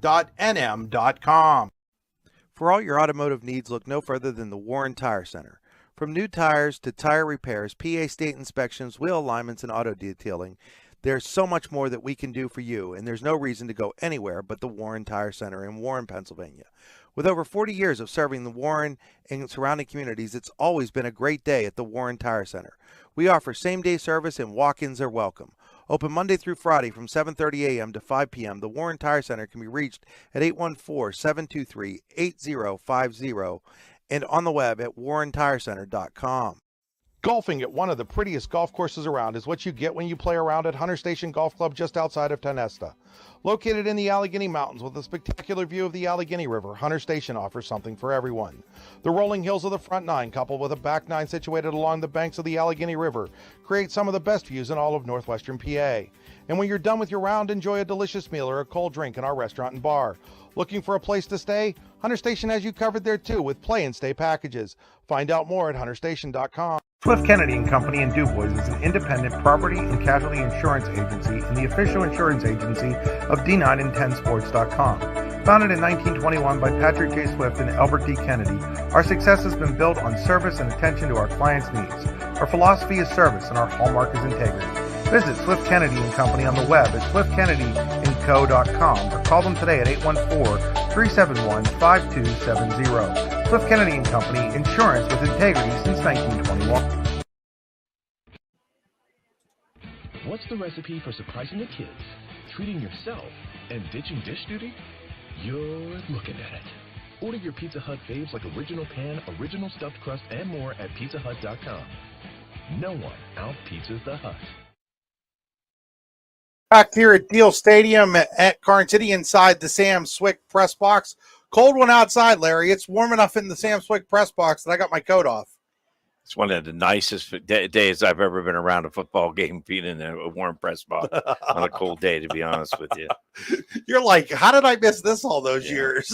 Hey, Chris, I got to tell you this quick story about John Macbeth on the other sideline. We had a really good game against them in 1985, and Jack Therese, one of your advertisers, was the nose guard on that team, and I was the defensive coordinator for head coach Ray Austin at that time, and we had a 0-0 game going on, and it looked like it was just going to end. There was no overtime or anything like that back in that year, and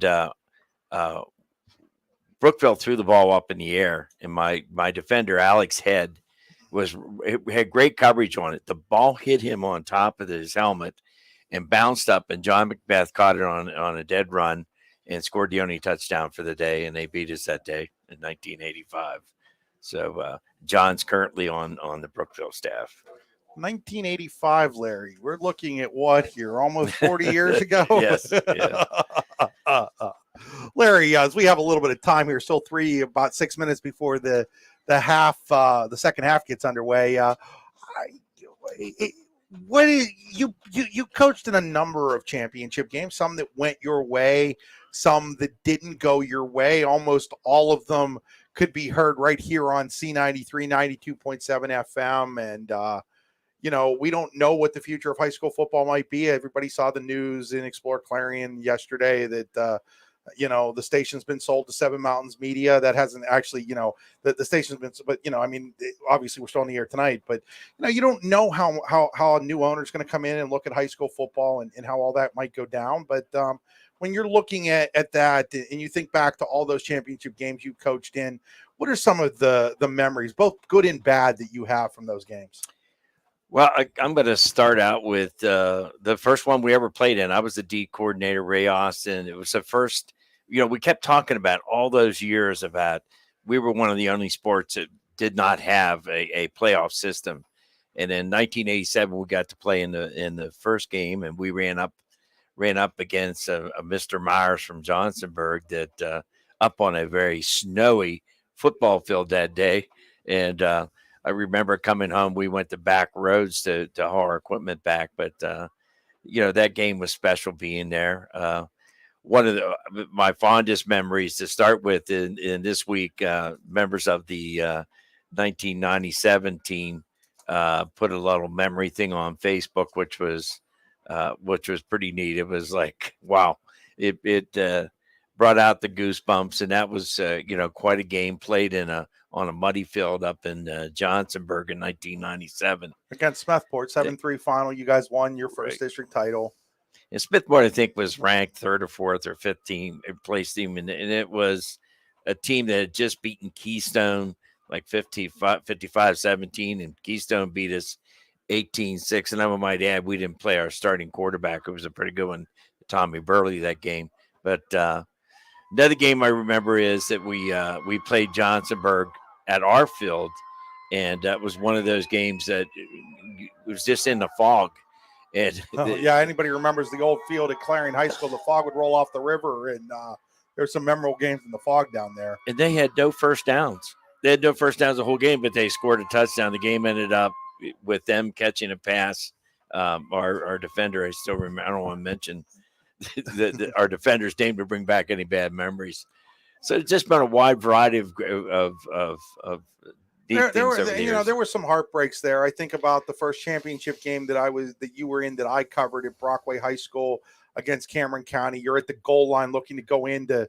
I think it would have given you the lead, especially with your kicker, Kaufman. Dan Kaufman was a really good kicker for you. This would have been 1999, and your quarterback fumbles the ball at the 1 yard line. I've always teased you that I would have given the ball to Cal Cathcart, but you said they all wanted, including Cal, for that ball to go to the quarterback in that situation. And then the other one I think that really sticks in my mind is 2009 against Cameron County, because at that point, I think I'd covered you guys in like 3 or 4 championship games, and you hadn't won any. And you started to feel like, you'd won in 97, but you had to start feeling a little like Marv Levy there, that you were kind of snake bit. That every time you got to a championship game, something happened. You had the fumble at the goal line. You had a game at Kerwinsville where you were heavily favored the next year at DuBois on a muddy field, where a bunch of your guys ended up getting hurt going in, and you were heavily favored and lost 24-0 in that game. You had another game against Countersport where you got to play on your home field as the visiting team, and they just ran roughshod over you. And so you started to feel like maybe it just wasn't going to happen again for you, Larry. And so I remember that game because it was like, I had become basically the beat reporter for Clarion football for the Courier Express, and I didn't necessarily live it the same way you lived it, but I mean, it's high school football, and I know they say you shouldn't root for the team that you're covering, but eventually, when you get to know everybody, and you get to know the players and the coaches and the fans, and everybody's really good to you, you might not be rooting for them, but you also want to have good things happen to them. And yeah, I started to feel like some of those good things were never going to happen to you guys again. And then you guys were able to win that one, and then you won again in 13 and again in 17. You went all the way to the state semifinals in 2013. I think it was 13 that you went. That was the year you went to the state semifinals with Johnny Cadis at quarterback. Yes. You ran into North Catholic, and there was another situation where, the injury bug kind of come up and bit you in that state semifinal game, but you were right there with North Catholic for a lot of that football game. Yeah, it was one of the weirdest situations where our tailback, talked about he had a headache following the game on Saturday, and he was went to the trainer said, well, we're going to test him. We tested him. He come out okay. But we still felt we ought to send him to the doctor. So we're so cognizant of concussions. We want to make sure that, we're not going to hurt a kid permanently the rest of his life. So it's time for the second half kickoff here. If you're Brookville, what do you got to do to get back in this football game? Well, I say the same thing all the time. I think you got to take the 0-0 approach with your kids. Clarion scored 18 points. Why can't we score 18? So you look at correcting those things, those areas that you were making mistakes, and those areas really were those big plays, those two big pass plays, and three big pass plays. One ended up on a 5-yard line, which ended up being a run going in there. So Kunzelman will kick off. And I think if you're Central Clarion, you got to be cognizant of a possible onside kick here. Yes. Because he was teasing up on the left hash mark. He's going to send it away, though, and it's going to be fielded at the 23-yard line by Dawson Smale. Smale looks in, gets it over the 35 to about the 37-yard line. Which is pretty decent field position to start this second half here. So Central Clarion will start the second half at its own 37-yard line. They one of the things I want to talk about Clarion, I think, these early downs, they're putting a lot of people up in the box to stop them running. I think they may want to take some shots early on, but you want to obviously use the clock. You got an 18-0 lead here. You have a district title in your hands right now. If you play it right, 21-0 lead actually. 21-0 lead. So they're going to go Hummel the sidecar. Ferguson's going to keep it himself. Makes one guy miss, makes a second guy miss, and then gets out to about the 40-yard line before he's drugged down. So they're going to mark him just short of the 40. Now we'll call that the 40. Yeah, it's just short of it, but we'll call it the 40. So it'll be a pickup of 3 on the play. Central Clarion going left to right on your radio dial here to start quarter number 3 with the 21-0 lead. Facing a second down and 7 from just outside the 40-yard line. Ferguson in the gun. He's going to hand it to Hummel. Hummel is going to get a couple yards out to about the 42, maybe the 43. We'll see where they mark it. But it's going to set up a third down and about medium for the Cats at the 42-yard line. So it'll be 3rd and 5. It's Luton's Plumbing, Heating, and Air Conditioning. Third down, Luton's Plumbing, Heating, and Air Conditioning is located on the River Hill, just down from the stadium.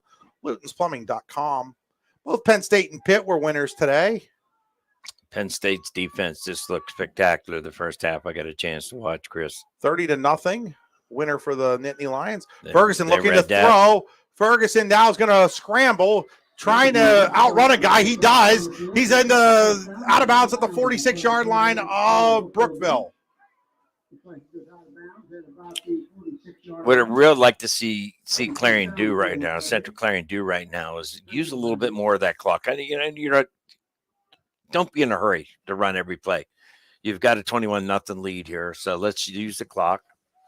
It is hard to get to you want to say Clarion Limestone or Clarion Central Clarion. It only a couple years, third year of the co-op going by the Wildcat nickname, and it's still hard to get used to. And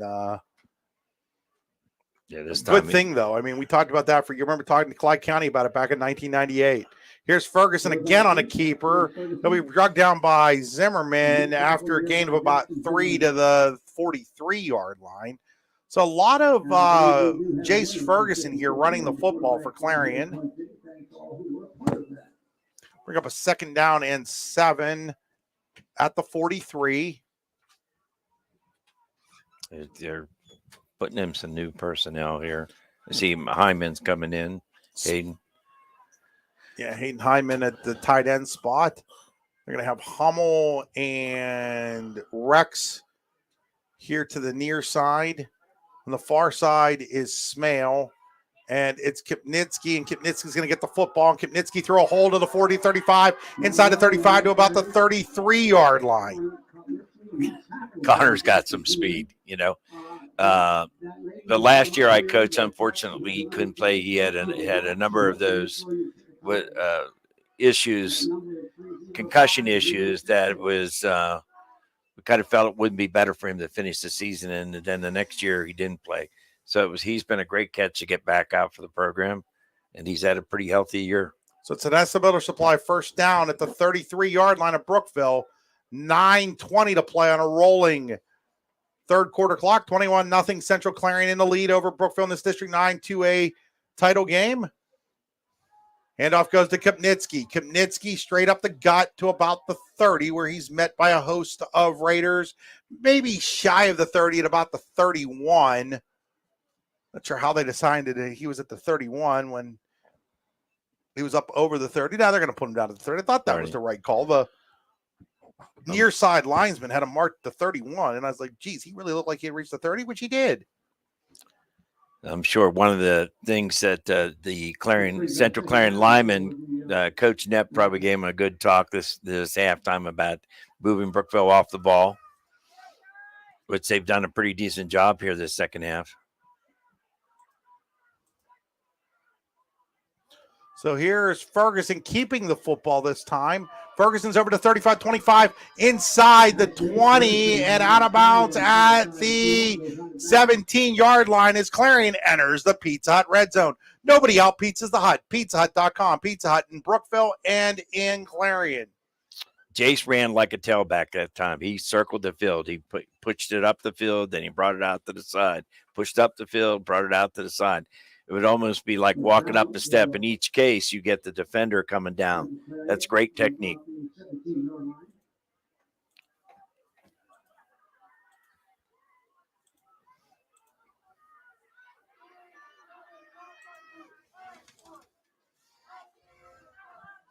So now from the 17, Kipnitsky the sidecar to Ferguson.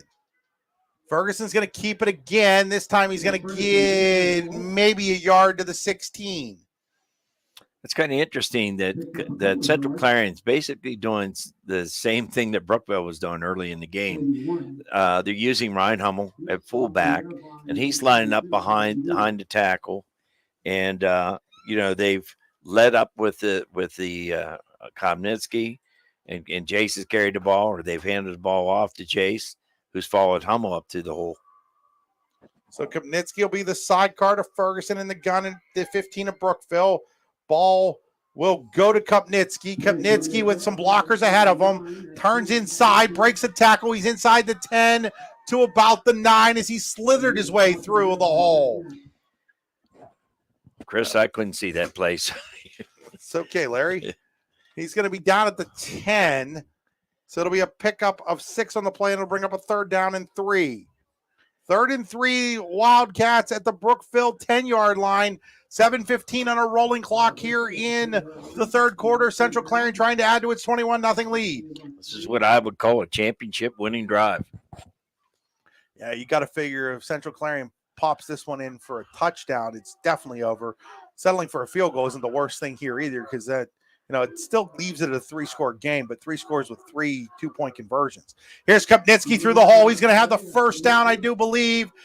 We'll see where they mark him, but it's going to be around the 5 or the 6, and that will be enough for Tanesta Builder Supply. First down for the Wildcats. What I like is, you're physically just dominating up front here. You got your offensive line really driving the defenders off the ball, and that's a pretty good defense over there. So this drive is now yet ate up almost 6 minutes of this third quarter, and Central Clarion's got first and goal at the 6. 6:26 to go. They could theoretically not snap this ball until the 6-minute mark. Yes. I think they'll snap it a little earlier than that, and they will. And here's Ferguson keeping it. Ferguson heading to the corner for the end zone. He's going to be out of bounds just short at the 1 foot line. They're marking him just out at the foot line. Really kind of the same play that they ran with Kobninski. They're pulling the backside, and except this time they used Connor was a lead blocker for him. So it'll be second and goal. Clock now runs under 5:45. There's the snap, and now there's a flag on the play. I think Central Clarion went early. No, they're going to call an offside on Brookville, and so that's a dead ball penalty. It is high school football. If you're saying a team's offside, it's dead ball. It literally is a 0-yard penalty here, Larry. Yes, it is.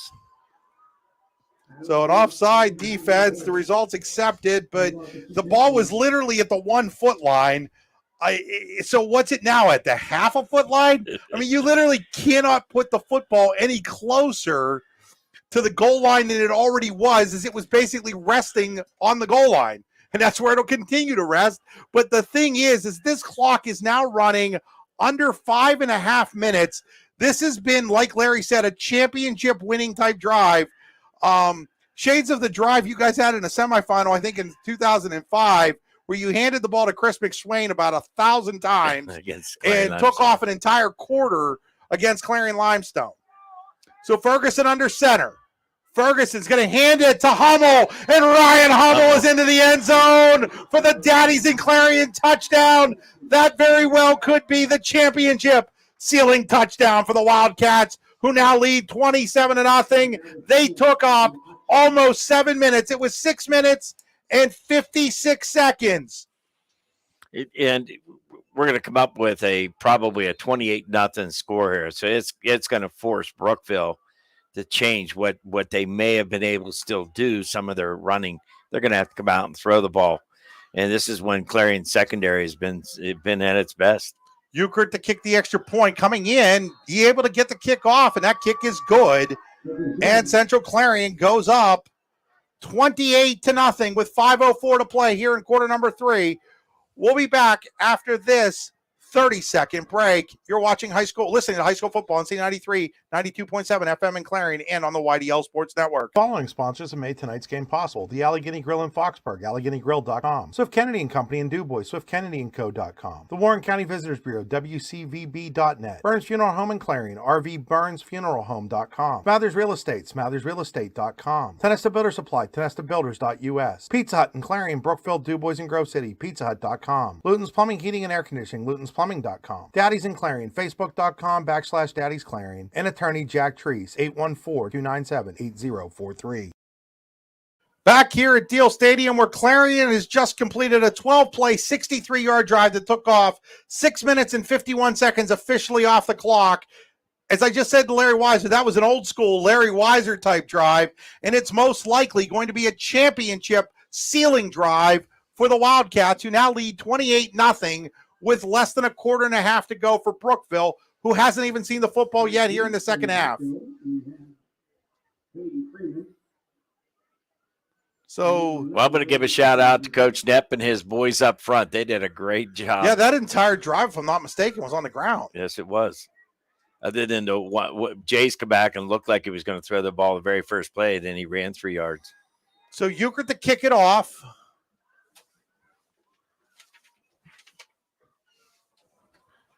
Freeman will let it roll out of bounds. That's going to go out of bounds at the 10. And if I'm Brookville, I'm probably taking it at the 35. And the Raiders look like they are going to take it at the 35. So Brookville will start at its own 35-yard line, now down 28-0. From 0-4 to 6-5, and in this game were the Raiders, and you thought maybe this game had a chance to be closer than the 42-7 bloodbath of the opener, but so far it's been all Central Clarion. Well, you and I both did the Clearfield Carn City game, and we really felt Carn City was was going to be the team that would beat Brookville, but boy, they Well, it's just been a bad yeah, matchup with yeah. Brookville is all I can figure. Yeah. To lose twice by basically 31-6 scores.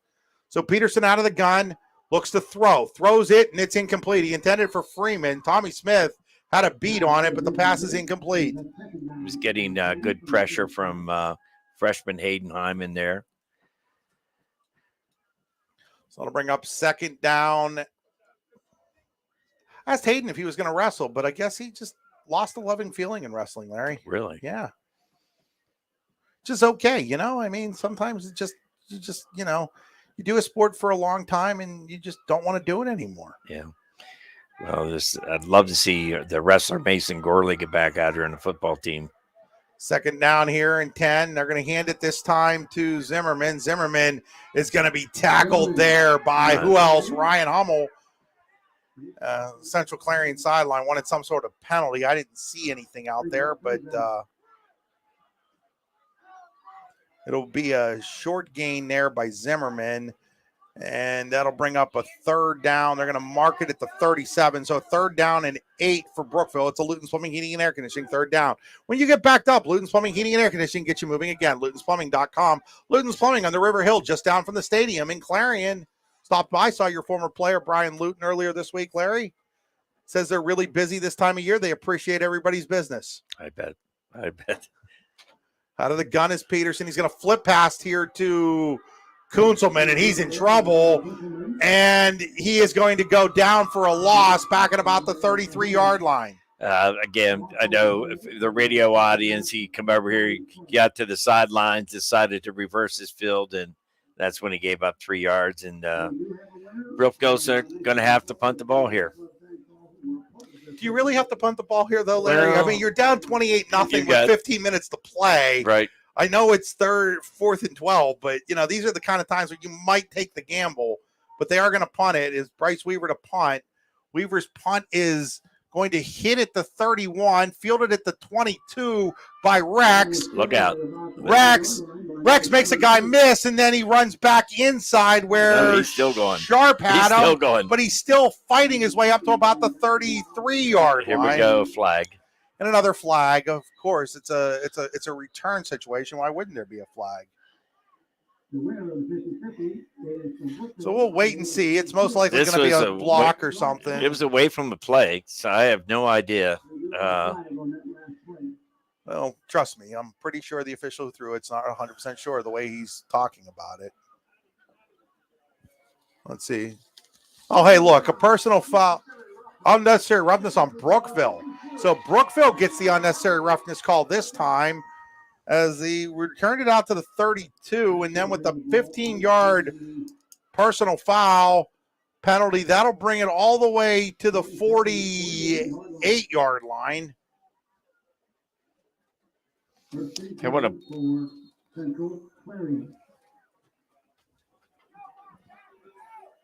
You were saying, Larry? Okay, I wanted to point out some kids on that offensive line. I mean, Cody Wright's a tackle on this side. Jake Smith is a center.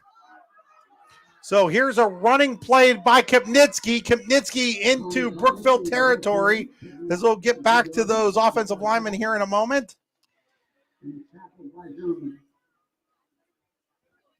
Go ahead, Larry. Okay, some of the other kids are Matt.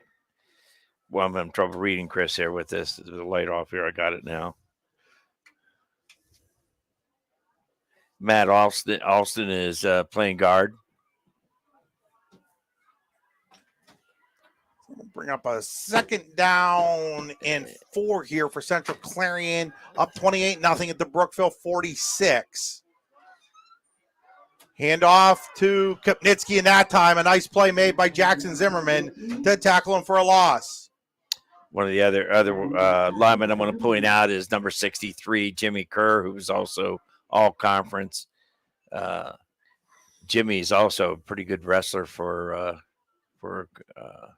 Clarion area. I wanted to say Central Clarion get messed up here.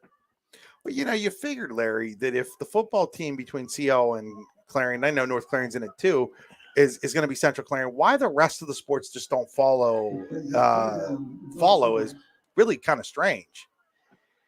You're hitting hitting something I've talked about for 3rd years. and 5, Ferguson to throw. Ferguson looking. Now he's going to talk, still on his feet, and finally knocked out of bounds. It's going to be a sack over there. That is Zimmerman and Carson Weaver on the sack. There's good coverage down the field, and Jackson Zimmerman is really the guy that contained Jason that play right there. Throwing up a 4th and 8 from midfield. Punting situation for the Wildcats. Smale to punt. Kunzelman standing at his own 10-yard line. Now he moves up a step or two to the 11. I think this is the first time Clarion punted. No, No, you're right. It's actually the 3rd punt, Larry. 3rd time, yeah. Brookville showing pressure possibly here. A block would be a big thing for the Raiders. Quickly, though, Smale gets it out of there. It's going to bounce, and Kunzelman's going to let it roll, and it's going to roll inside the 10. It's going to roll inside the 5, and actually it's going to die right there at the 5-yard line. Great job by Dawson Smale as he punts that ball 45 yards, and Brookville will take over its own 5 with 1:42 to play here in the 3rd quarter, trailing 28-0.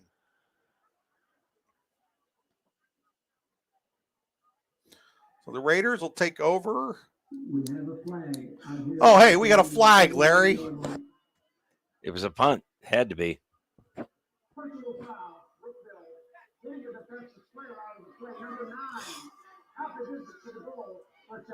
Wow.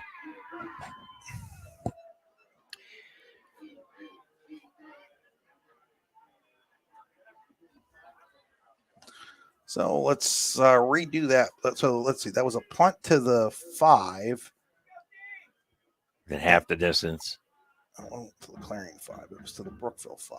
Okay, it was Brookville 5.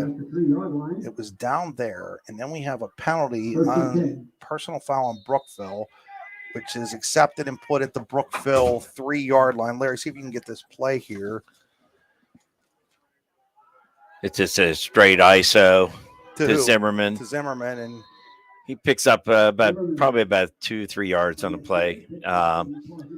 Just an ISO off the right side right there in isolation where they're gonna have the lead back, which was the big lineman converted to fullback. gets it out to about the 6-yard line.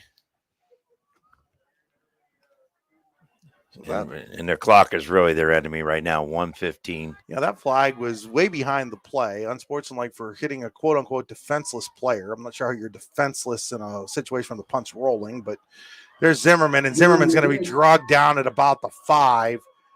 And things are not going well for the Raiders right now. That was a play that worked pretty well for them in the first half with an off tackle.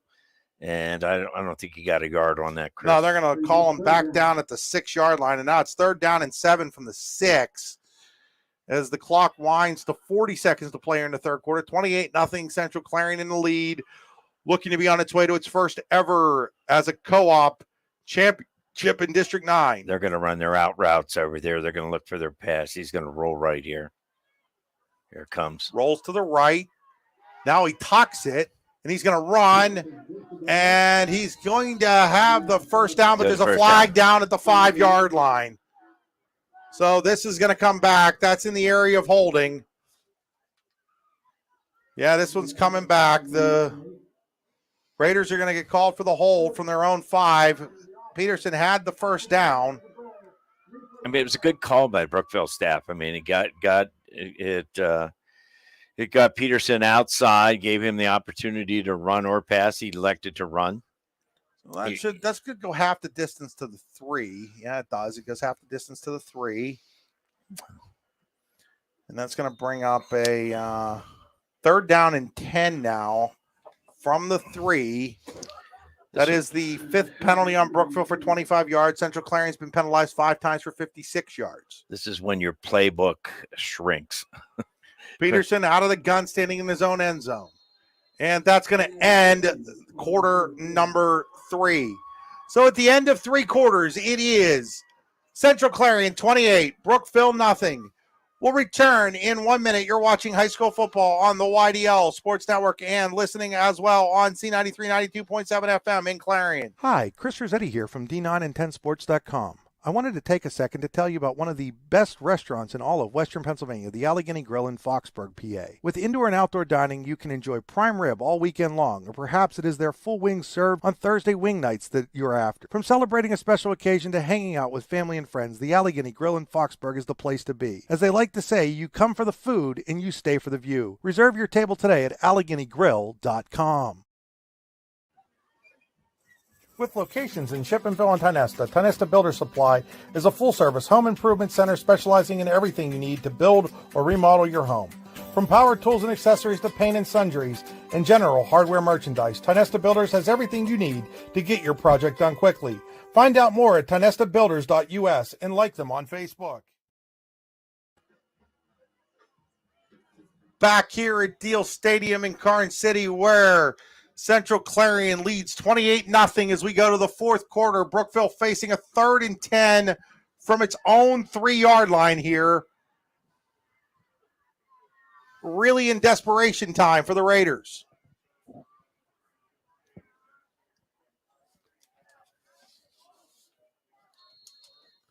So Peterson will go in the gun.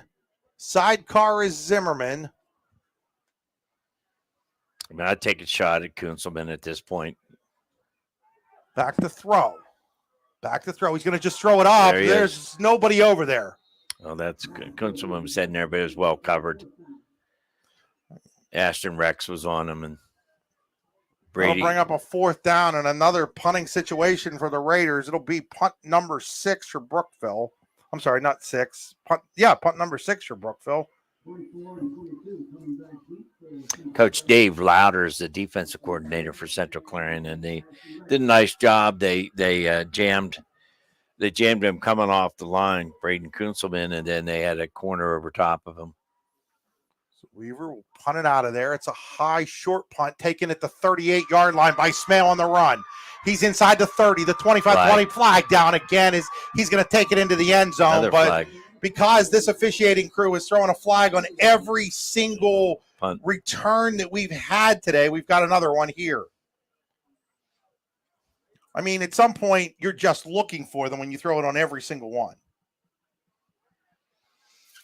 A lot of times what happens, since they're open field blocks, and just to kind of explain this to somebody, like if I was standing in front of you and I had my hands on you, then you turned to run away from me, and my hand may have slipped on your back. That's where some of these calls are made, and I'm just not sure that they're seeing the whole play, if that makes sense for radio people. So the 10-yard block in the back penalty on Clarion will negate the touchdown by Smale, and it really place the ball back at the 36-yard line of Brookville, but still great field position for the Wildcats with 11:39 to play. The way you're describing it, Larry, I'm not sure that should actually be a penalty in the rule book. It might, it's not a penalty. I mean, they should see it. His initial contact was in the front. Interesting here. Central Clarion goes with an empty backfield. They're going to throw it downfield for Smale, and he doesn't make the catch. Down there in coverage was Brookville's Sam Krug, and Krug was able to break it up. Seemed like they were just trying to get Smale the touchdown back. Did he just That's what it looks like. Some of those things that. Not sure I like that call, Larry. 11:33, 28-0. I almost feel like that's kind of a rub it in type call in some ways. Out of the gun again with Kupnitsky. This time they're going to hand it to Kupnitsky with the pulling lineman.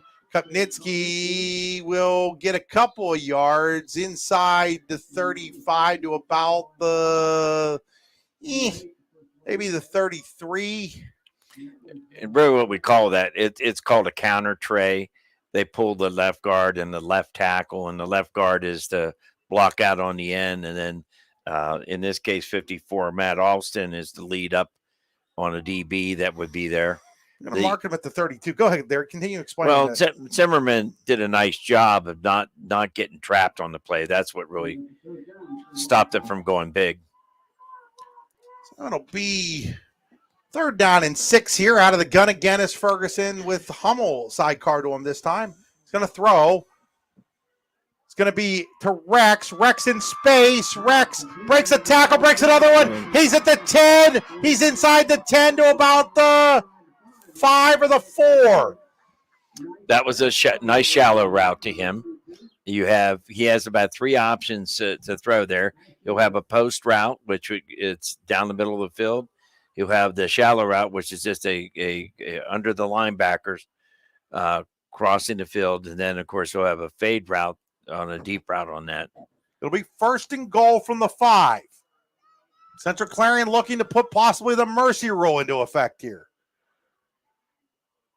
Up 28-0 with 10:10 to play in quarter number 4. Letting the clock run, I think. Like 13 seconds. Out of the gun with Kopnitsky. Down to 10 on the play clock. No hurry here for the Wildcats, up by 28. Down to 4. They ain't even going to run a punt. I don't think they're going to run a play here. They're going to call timeout. They are going to call timeout. That's interesting.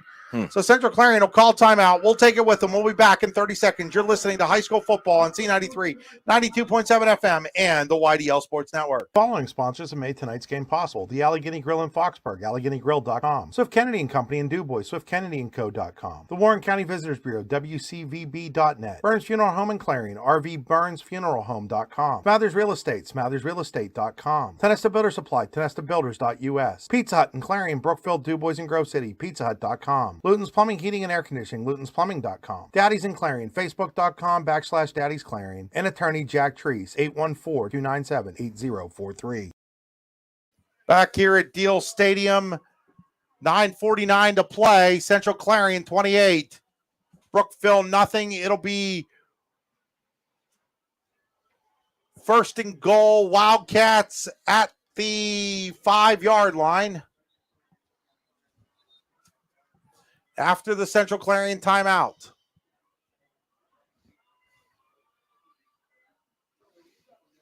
They're going to go with the shotgun formation, which they've been in all game. Kopnitsky the back to the right. Man in motion. They're going to jet it to Rex, and Rex is going to break a tackle, break another one, reach to the goal line, and they're going to say he stepped out of bounds, I think, at the 2 or the 3. But he reached for the flag. I thought the ball went across it, but he must have had his right foot out of bounds. They're going to say he went out of bounds at the 3, so a pickup of 2 on the play. Yeah. And they're running that play towards Jackson Zimmerman, who happens to be, by the way, all conference at that position. He's done a great job against that jet all night. They're going to go under center again. No, they're going to go under center this time. So it's not necessarily again. It's a power eye. The old power eye. Hand off to Kopnitsky. Kopnitsky is into the end zone for the Daddies in Clarion touchdown.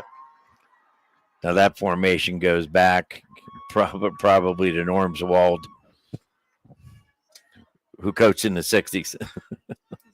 So with 9:33 to play, Central Clarion is a Thomas Euchert extra point away from mercy ruling Brookville here in this District 9 Class 2A championship game. Euchert out of the hold of Smith. Snap is there. Kick is up. That kick is good. And we are in the mercy rule as Central Clarion goes ahead 35-0. We're going to keep it here, Larry. I want to talk about, I was looking down the sideline and saw a couple of people that have been on that Clarion, now Central Clarion sideline for a long time. Fonzie down there along with his brother Vance Slyke. Talk about what those guys have meant to this program over the years. Dave McLean did a great article they put in for anybody that missed it, but they pack everything up. And then during the game, I was thinking tonight, if it was raining, Kevin's made a difference in so many of the games we played because he'll take along about 30 towels and he'll make sure that ball's dry when we're out there on the field. And he did a great job. And Vance, of course, helps out. Also, I want to point out Doc Armstrong's been a steady person on that sidelines that's really helped out, and he's made some great calls and pulling some kids from playing football and that could have been seriously hurt. And So I've always felt pretty safe with him on the sideline that I wouldn't be doing anything stupid, and having a kid out there Well, when that you talk shouldn't be about out the there. slikes, they're doing it as volunteers too, Larry. And that's Right. the most amazing part of it. Euchred here with the kickoff, taken at the 16-yard line. That is Freeman, and he'll tiptoe out of bounds at around the 28. Vance was a pretty good football player for us back in the 70s. He played for Coach Austin and played in that little 12 championship game against East Brady against the Kelly boys. Larry, it was a kick. Guess what's down over on the far Oh, my side? God. No way. No. Another penalty flag, folks, on a kick. Oh, my goodness. It's like it's we're going to dead ball foul this. Taunting on Brookville. What exactly would you be taunting? You're down 35-0. This is a good opportunity to go talk to the coaches and say, hey, talk to your kids. You know, I know the game's getting frustrating. And from Coach Eggleton's standpoint, I mean, he needs to make sure he reminds his kids about, keeping their heads about themselves, because that will impact. If they get thrown out of the game, they're done. They will not play in the next playoff game. So that'll put the ball back at the 14-yard line, where Brookville will start at its own 14 with 9:26 to play. Just wondering what you would actually be taunting over if you were a Brookville player right now. Yeah. Here's a handoff. I think that was Zimmerman.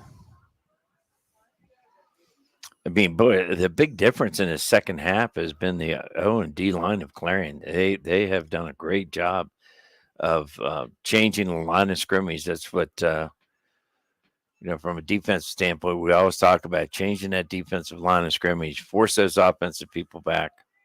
Ball be at the 15-yard line. Again, we'll have a running clock the rest of this football game as Central Clarion leads 35-0.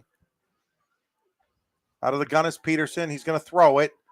Looks over the middle, and it's incomplete. I don't think it was as close to James Ferguson as he kind of made it out to be. The intended receiver was Jack Knapp on the play, the big tight end, but it was incomplete. Clock continues to roll here now under that mercy rule. And it's 3rd down and 9. Central Clarion now outgaining Brookville 347 yards to 104, including 155 to 88 on the ground. And if you remember, I think Brookville's got all of 7 yards on the ground here in the second half. Chris, real quick back to Kevin. I don't know if people know it, but he takes a number of people to their doctor's appointments, and he has had a dog that he took down to the senior home. Here's a handoff to Zimmerman. Zimmerman trying to reach the edge, and he's not going to be able to do it. Coming over to make the tackle there was Braylon Beckwith. I'll tell you what, it's unusual for the sophomore to start at linebacker, and this kid's done a nice job. I think he's the 2nd or 3rd leading tackler on the team. So it's 4th down now and 9 at the 15, and it's another punt here for Brookville. Punt number 7 for the Raiders. Okay. Let's see if we keep our flag record intact. Maybe Central Clarion just let it roll. As Brookville can't figure out how many guys to get on the field now. I think they've got their requisite number out there now. Play clock down to 4. They get it away. That kick is up. Coming over the field, it is Smale. He'll fold it at his own 47. He wants to cut to the middle of the field. Now he's going to cut back towards the sideline, and not allowing him to go any further than that is Gavin Hanna. So did a lot of running for 2 yards on that time. Dawson Smale did. Shout out to Gavin's tackle there. He threw down a pretty good runner. Tackled at the 49-yard line of Central Clarion. That's where the Wildcats will put the ball in play at 6:44 on a rolling fourth quarter clock. 35-0 in favor of the Wildcats. Well on their way to the first co-op championship in co-op program history. First one for the Clarion side of the program since 2017. First one for the CL program since 2003. Here's the handoff to Kipnitsky. Kipnitsky looking to run to the edge. He's going to stay on his feet. He's still on his feet, dragging tacklers inside the 45 to about the 42. And are you a little surprised that Kipnitsky's still out there with a 35-0 game and 6 minutes to play? Well, Let's just go ahead. Yeah, there's probably some people at this point that should probably start pulling, but I want to give a shout out to those linemen, and actually Connor should have cut up in Coleman's block. Coleman had a nice block that time. Finally got the block out on Zimmerman, and he decided to keep stretching it out. His speed got him the yardage that he got. At the 43 of Brookville, here's Kipnitsky again. This time it's a power run. And he's going to be probably a little short of the first down, depending on the spot. He needed to get to the 41 for the first down, and they're going to put him down at the 42. So that'll bring up a 3rd down and 1 for Central Clarion as the clock rolls to under 5 minutes to play here in the 4th quarter. 35-0 Wildcats. Yeah, how about Penn State today doing a full T backfield? It goes back to They've been doing that all year, Larry. I love it. Brian Hagberg and I were talking about that the other night, how much I love that formation. That led to a couple of touchdowns today. Out of the gun again is Ferguson. Going to hand it to Hummel this time. There's a flag down as Hummel will have the first down, but I think it's going to be an illegal formation here on the Wildcats. As we await the official's call here. Yeah, put the flag away. It's 35-0 with 5 minutes to play. Yeah, it's a formation call on the Wildcats, but nobody cares at this point. Trust me. Nobody on Brookville cares. Nobody on Clarion cares. Nobody in the stands cares. Nobody cares. I think that's a fair statement at this point. Is the ball will go back, and it's 3rd down and 6 now.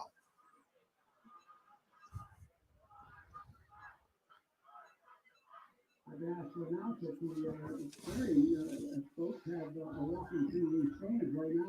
don't know if they're going to take a timeout or what here. They're down to 7 on the play clock. I'm going to guess a timeout. Called timeout. Davey Eagleton looks like he's going to take a penalty. Taking the penalty? I don't know why. No, they called the timeout. We're going to take it with them. We'll take a 30-second timeout. 4:12 to play. Central Clarion 35, Brookville nothing. You're listening to C93 92.7 FM in Clarion and the YDL Sports Network. Following sponsors have made tonight's game possible. The Allegheny Grill in Foxburg, AlleghenyGrill.com. Swift Kennedy and Company in DuBois, SwiftKennedyandCo.com. The Warren County Visitors Bureau, WCVB.net. Burns Funeral Home in Clarion, RVBurnsFuneralHome.com. Smathers Real Estate, SmathersRealEstate.com. Tenesta Builder Supply, TenestaBuilders.us. Pizza Hut in Clarion, Brookville, DuBois, and Grove City, PizzaHut.com. Luton's Plumbing, Heating, and Air Conditioning, LutonsPlumbing.com. Daddy's in Clarion, Facebook.com/Daddy's Clarion, and attorney Jack Treese, 814-297-8043. Back here at Deal Stadium in Karn City, 4:12 to play.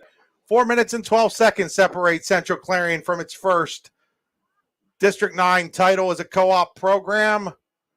Congratulations will go out to head coach Davey Eagleton and the great staff that he's assembled. Talk about Dave Lauder being out there. Dave was the head coach at Union for a long time, had that program turned around, then was the co-op coach at Union AC Valley for a while, and now is on this staff. I know he also coached with you. Doug Knepp's down there, some other guys that I don't have in front of me right now, unfortunately. Well, some of the other coaches, we're going to start with Mr. Hyman, who was quite a ball player in that 95 team for me. So 3rd down here and 6 out of the gun again is Ferguson. Going to throw it here. Now he's going to hold it and run. Now he's in trouble. Now he's just going to throw it towards the sideline and throw it away. And again, the clock will still keep running because the mercy roll. So that's smart play by Mr. Ferguson not to take a hit there. And Mike Ferguson's one of the assistant coaches here as well. Yes. Mike helps Dave with the offense. And sorry, Larry. Yeah, I'm not sure what happened right there. going back to Dave. Dave was, by the way, Coach of the Year, selected in Region 1 of District 9, along with several of his players that were selected. A well-deserved championship for Dave. He had a couple chances at CL after he resurrected that program, and it just didn't happen for him. So I feel really good for Dave Eagleton. And Davey Eagleton played at CL under Todd Smith. That punt by Dawson Smale is down at the 19-yard line. So that's where Brookville will take over here with 3:11 to play. But, people forget when Davey Eagleton took over the CL program, it was in dire straits. Yes, it was. And he had them back at a championship level, did lose a couple of tough playoff games in that time. Took over this, replaced you here last year. It says second year as the head coach of the Wildcats. And, again, from that Clyde Conti, Todd Smith coaching tree over there at Clarion Limestone. And, those folks at Clarion Limestone, this has been a long time coming from 2003. Here's a little flip pass to Kunzelman, and Kunzelman still on his feet, cuts it back and down at about the 24, 25-yard line. And now, what would this possibly be? What could the guy 30 yards from the field from the play just throw a flag, Larry? What could he have possibly have seen from 30 yards away? Again, what I get concerned about at this point, that somebody gets ejected for something. I just don't know how you would see. The flag is literally standing at the 51 and the play is at the 20-yard line. What could you possibly see from 30 yards away that would have been enough for you to throw a penalty flag? So the ball was down at the 24 as we await the call here. It's going to be a dead ball. Personal foul on Brookville. Now, Brookville's not exactly quitting itself very well here. That's the second one of those against the Raiders here with the game out of hand. You don't like to see that at all. Not at all. As the ball goes back now to, looks like it's going to be at the 12-yard line, maybe the 13. I guess we'll call it the 13.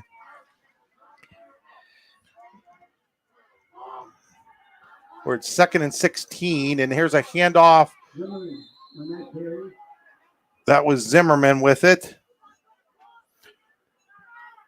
That inside ISO play, those of you listening to us, has the big lineman fullback lead for him. And I should call out Hunter Lechner's name because he is that big fullback. He's done a good job blocking most of the time tonight. 3rd and 13 as we're down to 1:50 to play. 35-0 Central Clarion. It's funny, Larry. A lot of these guys are wearing the Clarion football warm-up or jackets on the sideline. Have they not bought them Central Clarion ones yet? They have not. Those are pretty expensive. Yeah, well. Here's the handoff again to Zimmerman, and Zimmerman's got some room, and he'll be out to the 25, and it'll bring up a 4th down here for Brookville, and we'll see if they elect the punt or go for it here as the clock winds to 1:18 to play.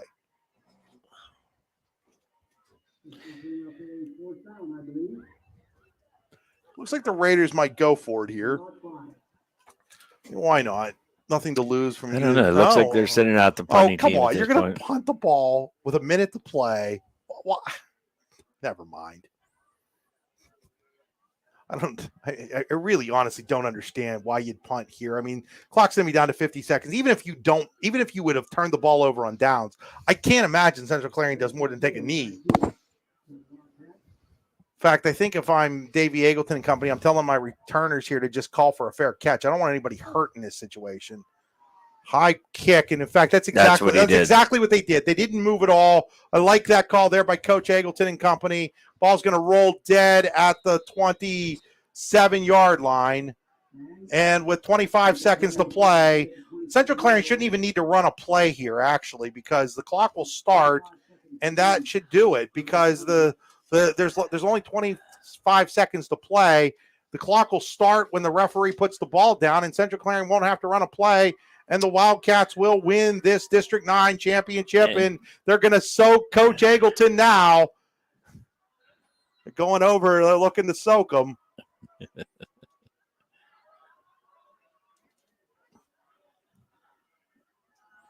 And again, this clock is just going to run out. And now here comes the bath, the wet bath for Coach Eggleton. So it's a cold night, but trust me, folks, Davey Eggleton doesn't care. He's got a District 9 championship as a head coach. Final score, Central Clarion 35, Brookville nothing. The Wildcats are your 2022 District 9 Class 2A champions.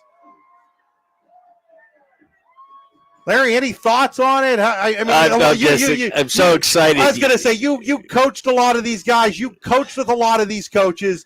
I got to feel like you're a little bit a part of this championship right now. Absolutely. But I got to give a lot of credit to Dave and his staff. I mean, they've, last year they faced some adversity where their game got canceled at the last moment and things got started out and immediately losing some of his early ball games. And, people begin to pound a little bit, but he's come back in and worked hard in the off season and has done a great job. I mean, they're young. Their offensive line is all coming back. Their quarterback's a sophomore.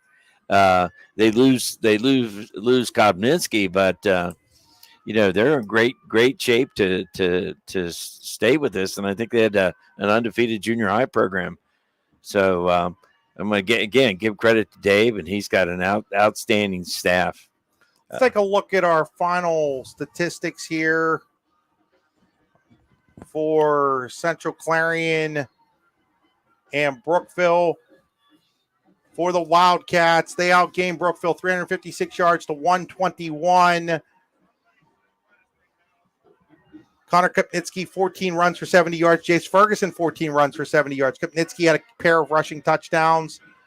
Ferguson, 4 of 12 passing, 192 yards with a pair of touchdowns.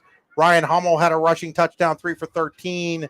Receiving-wise, Ashton Rex, 2 for 103 and a touchdown. Tommy Smith, 2 for 89 and a touchdown.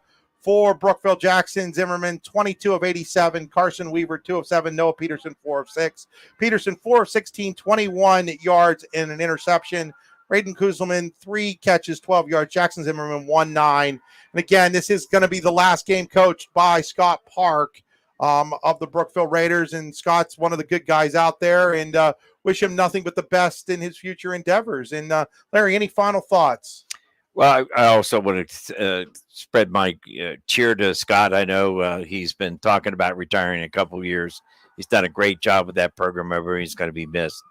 My final thoughts in this game, that second half was beautiful. It just they ate up the clock. They controlled the line of scrimmage. They did some things. They ran the ball very well tonight, which is something I think they need to do going into playoffs because you never know what this weather's going to be like.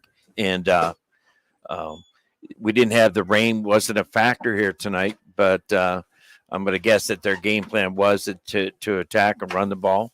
That's not to say that Jace can't throw the ball out there, and he demonstrated with those 3 great passes that he threw tonight. Once again, final score, Central Clarion 35, Brookville nothing. The Wildcats are your District 9 Class 2A champions. For Larry Weiser, this is Chris Rossetti saying good night